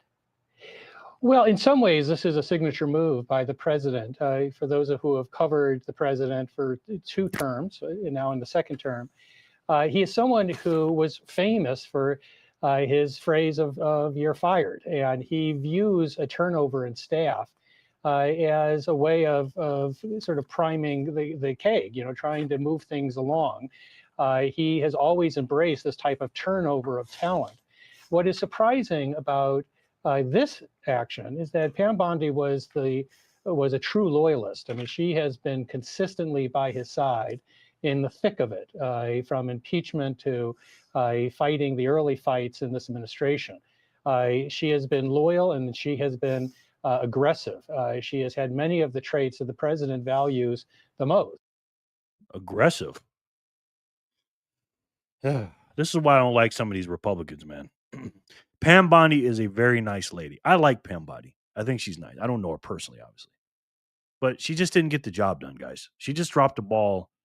She dropped the balls, pause, on so many different situations, man.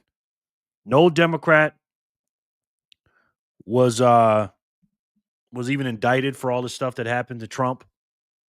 She let Letitia James off the hook, James Comey off the hook. She dropped the ball with the Epstein files. I mean, again, she's a nice lady, but I heard her and Trump did something. They got in an argument, something about Eric Swallowswell. She did something with him. But I said this when he was going up. I think they should have put Matt Gaetz in there. I love Matt Gaetz, man. And that's why I believe it's coming as a considerable surprise to many. We had heard some rumors around this possible change in the last week, but many of those were discounted because of her record as a champion for the president and his causes. She was not without critics on Capitol. Yeah, that's why she stuck around so long, because he likes her. He likes Pam Bondi. And they get along great. Pam Bondi is a nice lady. She just wasn't getting the fucking job done. You know, it's like hiring one of your friends to do a job. You like them and they're nice people, but they're not doing the job. And you keep them around a little too long, maybe 6 to 8 months too long, like Trump did with her. I mean, come on now. Hill, there were some people that didn't particularly like the cut of her jib or her style, but that is a feeling that they probably shared with many about many people in the administration. What Bondi was known for is that she was always going to be the last one in this fight. She was someone who had proven loyalty to the president over and over again. The change that is being discussed from Bondi to Zeldin as AG is considerable in terms of not just background, but style. And that may give us an insight into why the change is being made. Zeldin is a very popular figure. All right, this guy's born. My boy Greg just made a video on this, and I want to watch it. Only 11 Antifa radicals have been taken down by her in 14 months. Should be thousands, and she may have warned Swallowswell about the FBI. Wow. Eric Swallowswell, by the way. I keep saying it. The yes man and women around Trump are the effing problem. Yes, you are absolutely right. Absolutely right. All you got to do is kiss his ass and you'll have a job. All right, my boy Greg from the Black Conservative Perspective made a video about this. And in the title, he says, Trump fires Pam Bondi as next power move can change everything against Democrats. Let's see what happens. The second cabinet level official to be eased out of her role by President Trump. He didn't say she was fired, but sources tell CBS News he was not happy with her handling of the Epstein files and with the failed attempts to indict his enemies. Pam Bondi was at President Trump's side just yesterday, joining him at a Supreme Court hearing. By noon today, she was out, with Trump writing, "We love Pam," but that she will be transitioning to an important new job in the private sector. So help me God. Bondi is a former Florida transitioning to an important job in the private sector. Fox News, anyone? Put her ass on Fox News. You know how many times she was on Fox News when she first started? That'd be a perfect job for her. Let her go to Fox News and tell everybody how great Trump is every day. Because as a executive, she sucks. She does not get the job done. I'm sorry. Attorney General who served on Trump's impeachment team in 2019 and championed his false claims of voter fraud in 2020. Attorney General Pam Bondi, who's been fantastic. Is Pam here someplace? Oh, hello, Pam. As U.S. AG, Bondi was known for her blunt attacks on Trump's critics. You don't tell me. No, I did tell you because we saw what you did in the Senate. You're a lawyer, not even a lawyer. She even hung a huge Trump banner outside Justice headquarters, tearing down the traditional walls between DOJ and the commander-in-chief. She was a real Trump loyalist. She was as loyal as they come. Tom Dupree is a former deputy assistant attorney general. I think President Trump felt she didn't have her foot on the accelerator. He wanted to see the folks he perceived as his enemies prosecuted. Exactly. Right? Trump wants somebody tough. All that shit the Democrats did to him, he's like, look, sick him. Because she was tough during all that stuff. But then when they hired him to actually do the tough stuff, aka indict these people and make them pay for what they did to him, she couldn't get the job done. The swamp ate her up. And again, if you're not executing, you got to go. As much as you want to kiss his butt and smile at him and look pretty or whatever she was doing. And she lasted 6 to 8 months too long for me, in my personal opinion.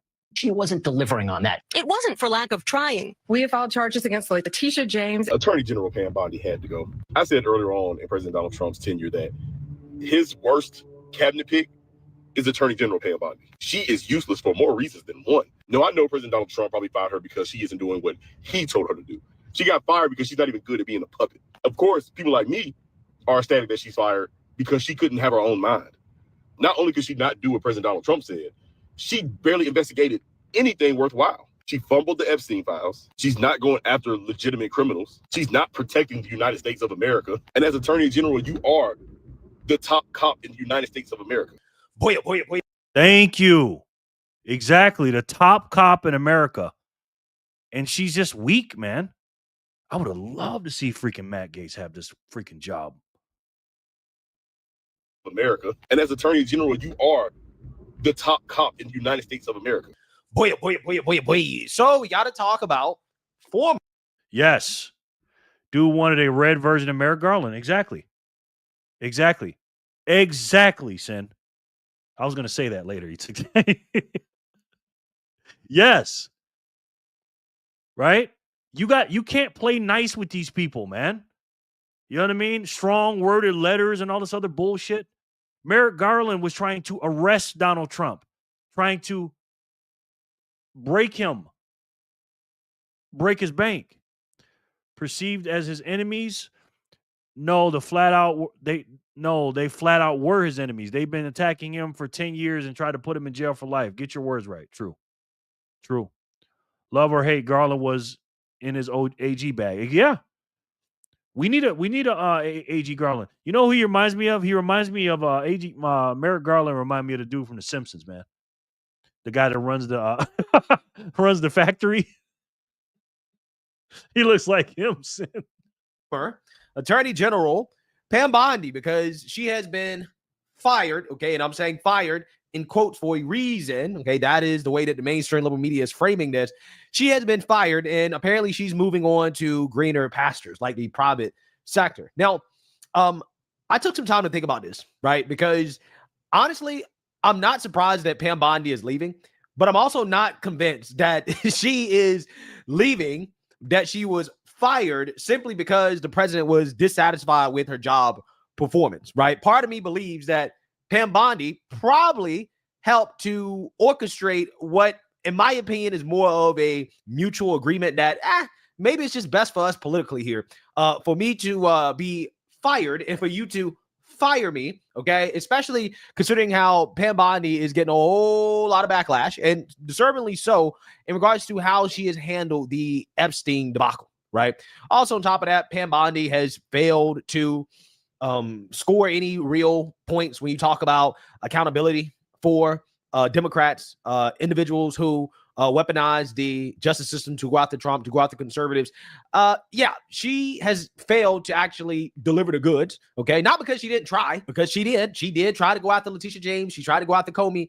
She was stopped by liberal judges, right? Activist judges who, despite there being an actual case against Letitia James for mortgage fraud, I mean, it's clear as day, it was undermined for procedural reasons, right? That were outside of her control. But at the same time, because she's Attorney General, she kind of takes the blame for it, right? For failing to get the job done, okay? Even though she did try, which is me not saying that she did a great job, right? I just want to be clear. I'm not saying that Pam Bondi did a great job, but I also don't think that she was as terrible as people made her out to be. I mean, she did get some accomplishments. Like, for example, she did successfully prosecute Antifa on terrorism charges out in Texas, right? I think that was significant because that's the first time that's happened, right? We've actually got some terrorism-related charges against Antifa, right? We successfully prosecuted Antifa. That's actually a big deal because we've never done that before, right? So stuff like that I don't think she gets enough credit for. But right, and that's true. But that's small fry stuff compared to the stuff that we wanted her to do. Like if you said, okay, when she came in, as the AG and go, all right, give me the top 10 things that you want her to get done. That arrest thing with Antifa is not even in the top 25. Okay, I understand what you're saying, Greg. I know he likes her.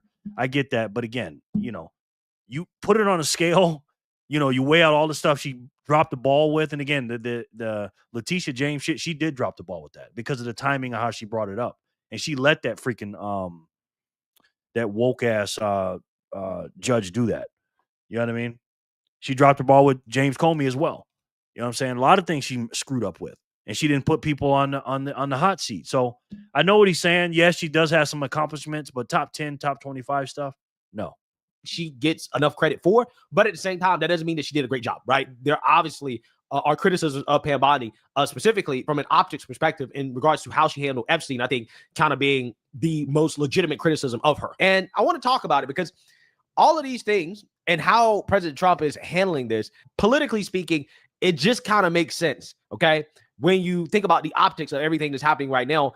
Same thing with Kristi Noem, right? Kristi Noem, I personally believe, did a damn good job as a DHS secretary, considering how the border is closed, and she was a part of executing the mass deportations that I personally believe have gone very, very, very well in the context of the fact that literally Democrats are weaponizing sanctuary cities, sanctuary states, the courts to stop the president's agenda, right? I mean, they have waged war against mass deportations. Yeah, considering what he's working with, I think that Kristi Noem did a damn good job when it comes to the issue that I care about the most, right? Immigration. So, hey, I do. Well, I hope I helped you with the flight, Grasshopper. It's like you're being at home, watch the show. That's cool. Understand, though, that everybody in the country does not think like me. And optically speaking, ICE is not very popular right now. And the fact that Kristi Noem had a whole bunch of distractions that took away from the good work that she was doing. Yeah, from a political perspective, President Trump made a change, right? A change that has now kind of taken the media coverage off of Kristi Noem and her being the head of DHS. And now they got to try to talk about Mark Wayne Mullen, right? And the worst thing they can say about him is that he ran a successful plumbing business. He's a plumber. He's unqualified, right? Lord forbid somebody who actually worked a regular job that made an honest living, that hasn't been a politician or a lawyer their whole life, run a government agency, right? That is the only thing they can really say about him. The drama's kind of gone, right? You get rid of the drama. You keep the same policy, okay? But you get rid of the drama and you move on, okay? I think a similar thing is kind of happening here with Pam Bondi and the DOJ in the sense that Pam Bondi is kind of in an impossible position and she probably wanted out, right? And again, politically and optically, it's probably best for the Trump administration and Pam Bondi, both of them, to. Yeah, and pressure burst pipes. She had a lot of work to do. And I guarantee whatever she was getting paid, she's still going to get the same paycheck. And it has a strain on her and Donald Trump's relationship. They're still friends. They're still cool. Now she ain't got to deal with all that stuff because a lot of people don't want that much power, man. That's a lot of power, man. That's a big job. Being the attorney general, again, the top cop of the nation, and everybody looking at you and you're not doing it well, and all the stuff that you're trying to do, you can't get past all the roadblocks they put in front of you. You didn't realize how hard it is to be Trump's AG. That's not an easy job. You have everybody against you, 75, 80, 90% of the media against you, all the freaking woke activist judges. Every time you're trying to do something, they're trying to block you. You're walking on, pins and needles. That's not easy, man. Part ways, right? And I'm going to explain in more detail exactly what I mean. But first, let's go ahead and play this clip so everybody can get a decent understanding of what's going on here. BC News special report. And here's Nellie Jackson. Good day. We are coming on the air with breaking news. President Trump has apparently fired his Attorney General, Pam Bondi, according to a senior administration official and a source familiar with the matter. This comes after NBC News learned that the president has grown frustrated with his Attorney General in recent days, according to multiple sources. I want to get right to our team covering all of it. Remember that. Frustrated in recent days with his Attorney General, right? Pay attention to the media narrative and what the media is being told versus the actions. I just want to point that out because the actions aren't really matching the words here, okay, or what is being fed to the media about what happened to Pam Bondi. And this is why I'm skeptical of this firing narrative, and I'm leaning more towards mutually negotiated exit. And national affairs correspondent Kelly O'Donnell is joining. Well, thanks, viewer. I appreciate that, man. I appreciate that follow back, man. Sure. Joining us, we've also got our White House correspondent Monica Alba as well. Kelly, let me start with you. This is not altogether surprising, considering the reporting from NBC that the president was frustrated with Bondi's performance leading the Department of Justice. And we've often seen the president let some of his intentions, feelings, concerns bubble out publicly as one measure of how he makes these decisions. For Pam Bondi, this is a blow because she has been a very loyal sort of friend and ally of the president for a long time, going back to Florida, assisting in the first Trump term. And this in many ways comes down to a representation of the frustration that President Trump has, that his vision for how he could exact retribution against political rivals and those who had, in his perception, done him wrong at some past point, to be brought to justice. That has not happened, even though this Department of Justice under Pam Bondi has attempted to do so in a number of areas where we've seen the failed attempts to prosecute James Comey or Letitia James.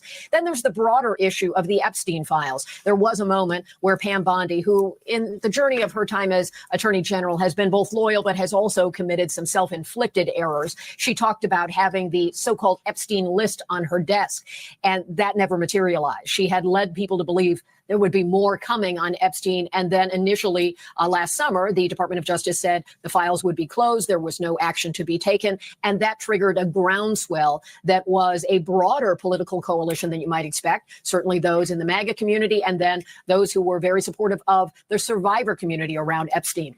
Hallie, you've talked to a number of those survivors, and there was a political engine that developed around them, bringing it to a point where Congress required the Department of Justice to produce those files. They have done so, but only in a limited way. It has not been the full set of files. So Pam Bondi has not been able to insulate the president from some of the criticism related to the Epstein ordeal. She has not been able to deliver on some of his desired prosecutions.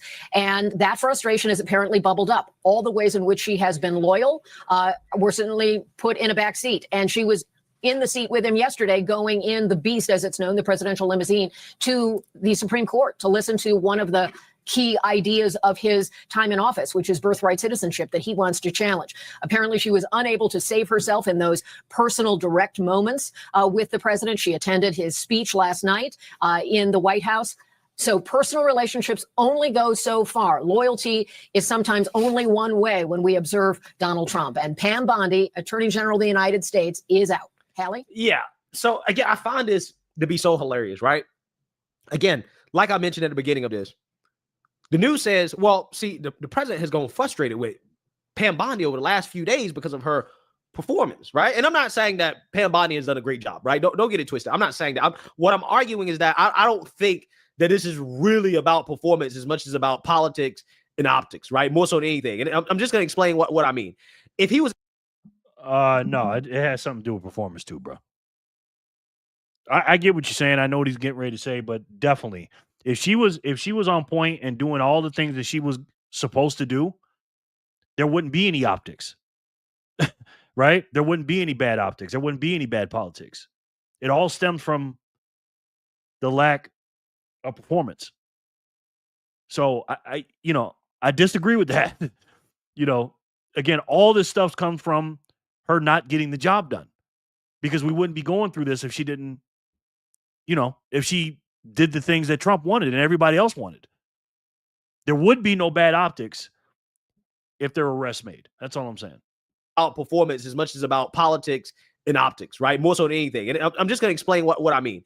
If he was actually really upset with her, right? We've all seen how Trump treats people that he's truly upset with, that he truly does not like. It doesn't, just because he's not upset with her, doesn't mean that he can't fire her. He still likes her. Doesn't mean, if I had a good friend and they weren't doing the job, it's not like I'd be upset with them. I just like, look, this job ain't for you, man. That's all. I don't got to be upset or not like them anymore. They're great friends. They get along good. They're just not cut out for the job. It was just too big of a job for that person.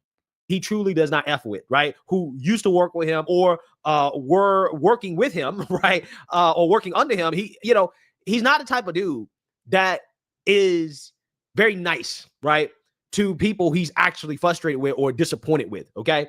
The fact that Pam Bondi has been around him for days, right, leading up to this, and on top of that, apparently she's going to get some job in the private sector, right? So she already has a gig set up in the private sector. To me, signals that this is not recent, right? Like this is not something that just happened all of a sudden. Yeah, they've been talking about it. Absolutely. I agree with that.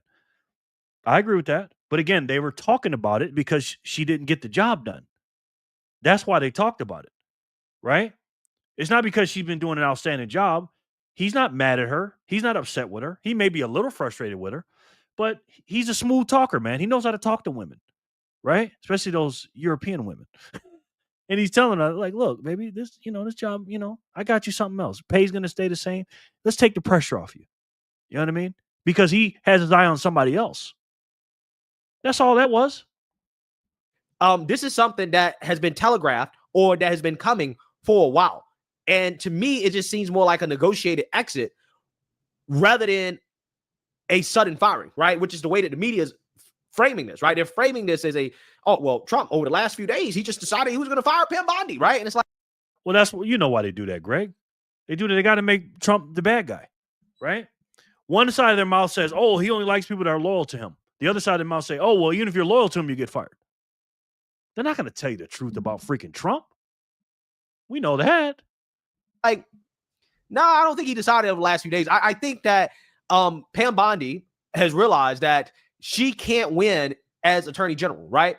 That maybe, just maybe, when it comes to the issue of, for example, going after Letitia James and Comey and others, yeah, I mean, she tried, but she got shot down. Again, for reasons that are not her fault. Those cases did not fall apart because of the merits. They fell apart because of, again, left-wing judges, right? But again, she tried.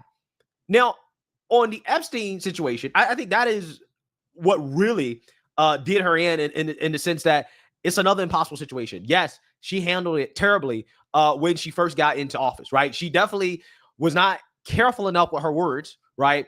Describing the Epstein material. And I think that she just made a lot of mistakes. But the reality is that as Attorney General on that specific topic subject, there was just no winning, right? There was nothing that she could do or say to change what was going to happen to her specifically. The pushback, the blowback that she was going to get from both sides of the aisle on that issue, because essentially, as the Attorney General of the Department of Justice, people were demanding disclosure that was never going to happen, right? Not the way that would have satisfied people. It was never going to happen. Okay, it doesn't matter who's Attorney General, it wasn't going to happen. And even if it was fully disclosed, there's still individuals who are going to say the government is hiding stuff if the disclosure is not what they want to hear, right? Like, that's facts. He's right. It doesn't matter who it is. Again, this was all fake, right? They didn't give a shit about the Epstein files. Even when President Trump was in office the first time, they didn't say anything about it because they didn't have that angle. And then when Biden was the president, they didn't give a shit about it. Talking about the Democrats. They only cared about it when stuff started heating up about the Epstein files and say, oh, we got to stick something to Trump. That's it. But despite that, she really screwed up. She really screwed it up in the beginning, though. Having marching all those conservative influencers out there with the folders and all that. That was stupid. I got the stuff right on my desk right now. She was on Fox News every other day. You know what I mean? She screwed up, man. She screwed that up big time. And she did that from the beginning. And then on top of that, all the other screw ups she did, she had to go, man.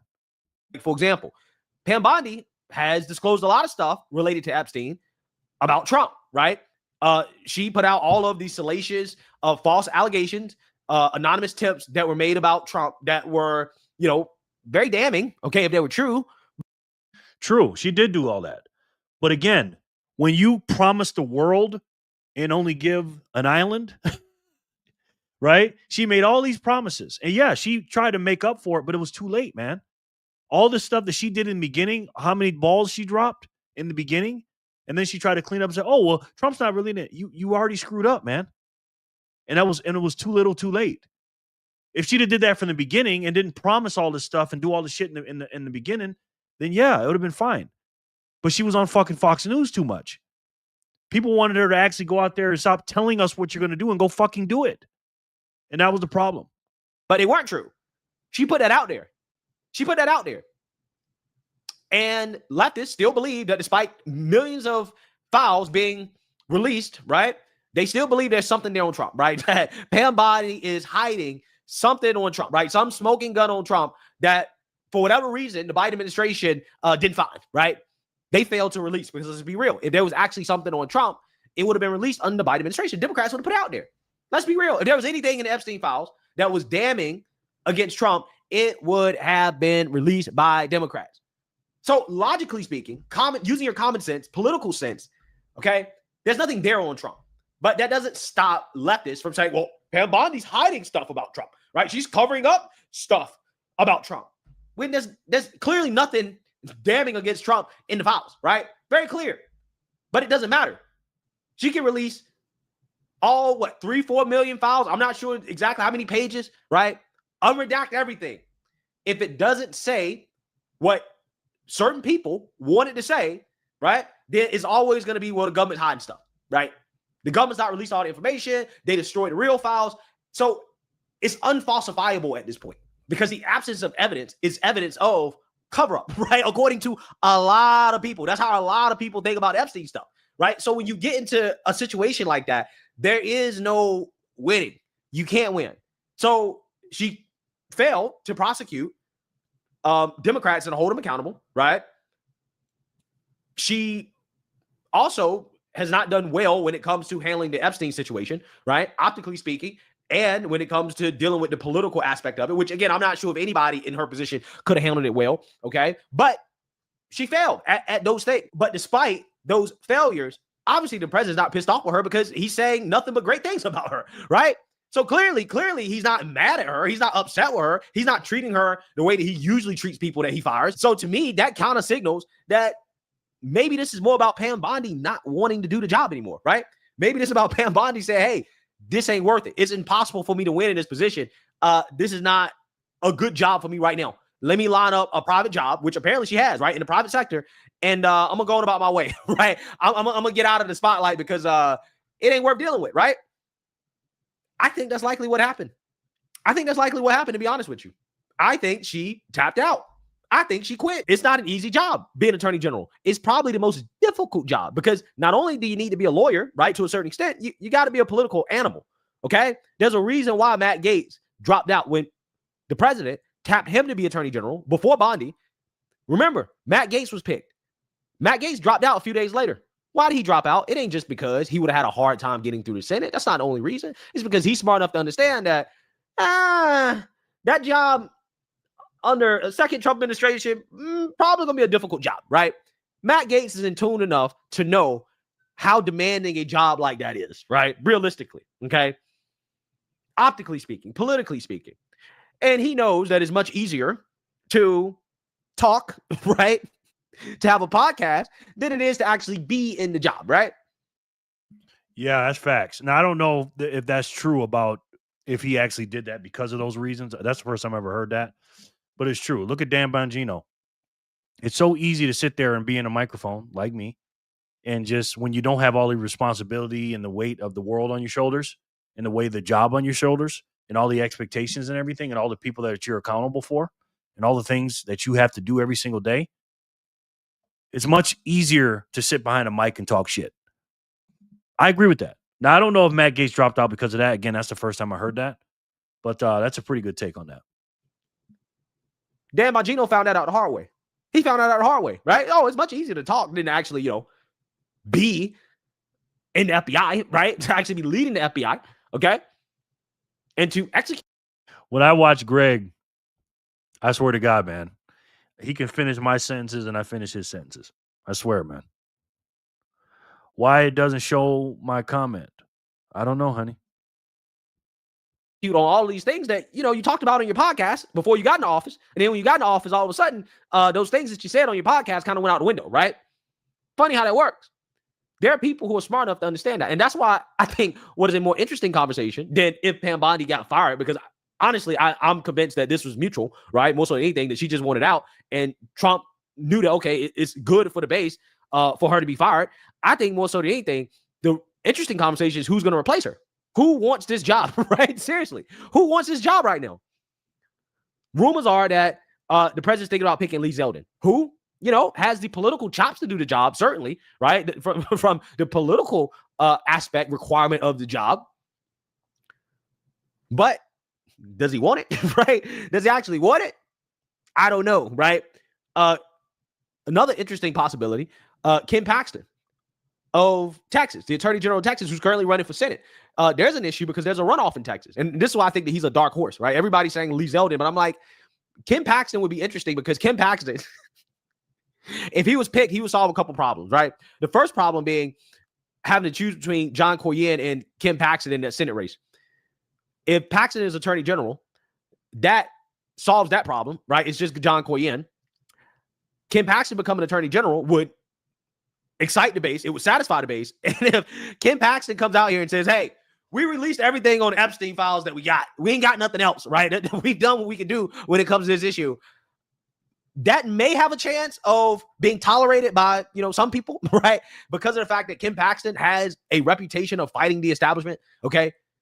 I mean, he really is a fighter of the establishment. So if he gets into that attorney general seat and he says, look, we've released everything we got on Epstein, there are certain portions of the MAGA base, right, that will have to take that, right? At some point, you got to say, okay, well, if Bongino said they got nothing, Capital said they got nothing, Pam Bondi said they got nothing, and now Ken Paxton said they don't have anything. At some point, right, like, people are going to have to accept that maybe, just maybe, if all these people are saying the same thing, maybe they're not engaged in the cover-up. Maybe that's just what they found, right? Doesn't matter. The Democrats are still going to say it. Eric Doherty just put up this clip. It's so funny. It's official. The Epstein files are done. Acting AG Todd Blanche announces the DOJ has now released all the files with respect to the Epstein saga. Take a look. Absolutely did. Now, the Epstein files, you'd agree, not handled well? And I don't, first of all, I have never heard President Trump say that the Attorney General that anything that happened to her had anything to do with the Epstein files. And so, look, the Epstein files has been a saga that's lasted for the past year. And what happened when the president signed the Transparency Act is the Department of Justice has now released all the files with respect to the Epstein saga. And the Attorney General Bondi and I appeared in front of Congress voluntarily a couple weeks ago to answer any questions they had. We have made every single congressman, senator available to come and see any document, redacted, unredacted, that they want. And so I think that to the extent that the Epstein files was a part of the past year of this Justice Department, it should not be a part of anything going forward. The saga continues, guys. But anyways, we get the point. Let's do these last spins here, and then I'll let you guys go because we've been here a long time, guys. All right, so Philly won 445. Look at Jesse's face. I know, right? Let's take a look at his face. Jesse Waters is a funny dude, man. He's a funny dude. But anyway, man. Hola, Sin. Love you, Flipper. From Flipper. Yes. Love you too, Chica. All right, let's see what block we're on. All right, 449. So we did 445. Let's do 446, 447, 448, 449. Then we'll call it a night. How about that? I appreciate you guys coming in. I love you more. Haha. Jesse's looking like, oh, word. Kevin. You're the winner, sir. 420 for you. Congratulations, sir. 446. Let's see 447.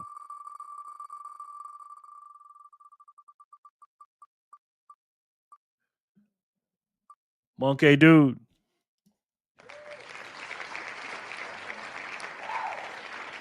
Congratulations, sir. Thanks for coming in. 448. Kev. Holler. Good game, Monkey. Holler. Tell us about how you feel about America, man. It up, win this fight, bring it home. Red, white, and blue, never back down. Up to the task. Red, white, and blue, best for the best.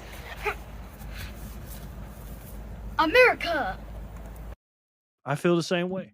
I feel the same way. Congratulations, Holler. 420 for you, honey. We haven't seen that clip in a while. Donate them to who? Good night, my best sister. Yes. Congratulations, Kevin. You the man, brother. 420 for you. All right, last spin, guys, for 449.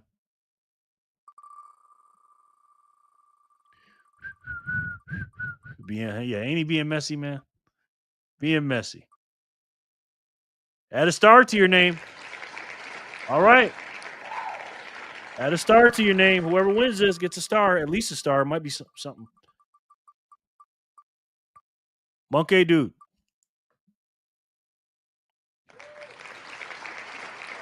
Monkey dude, you get 425. 525, sir. Congratulations, man. Thank you guys so much for coming in. I appreciate you guys very much. And we know what time it is. We know what time it is. It's time to end the Fed. You know, we talking about Democrats, Republicans, and all this other stuff. But there's an underlying system that's broken, man. And it's that right there. Shocking, yes. You're the man, Monkey. Let's see if Jerry can wrap this up before I land. All right. now you got the pressures on. They want us to end the Fed. Uncle Sam says, and I agree. I agree. I think there's only one way to do it, though, Grasshopper. What do you think? Can I give mine away? You sure can, sir. Let me know. You won twice, Monkey dude. So let me know who to give them to, and I'll give them to them, okay? With $39 trillion in debt, the base layer of this money is broken. The whole system is broken. And the Fed. There's only one way to do it, ladies and gentlemen. Before you were born, they took 40% of your money, and they're still doing it to this day.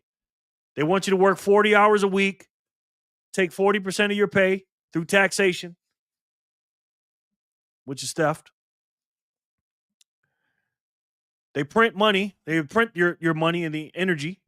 I love watching every night, Flipper. Thank you, honey. Wheels on the ground, you lose, Jerry. Well, damn, Grasshopper.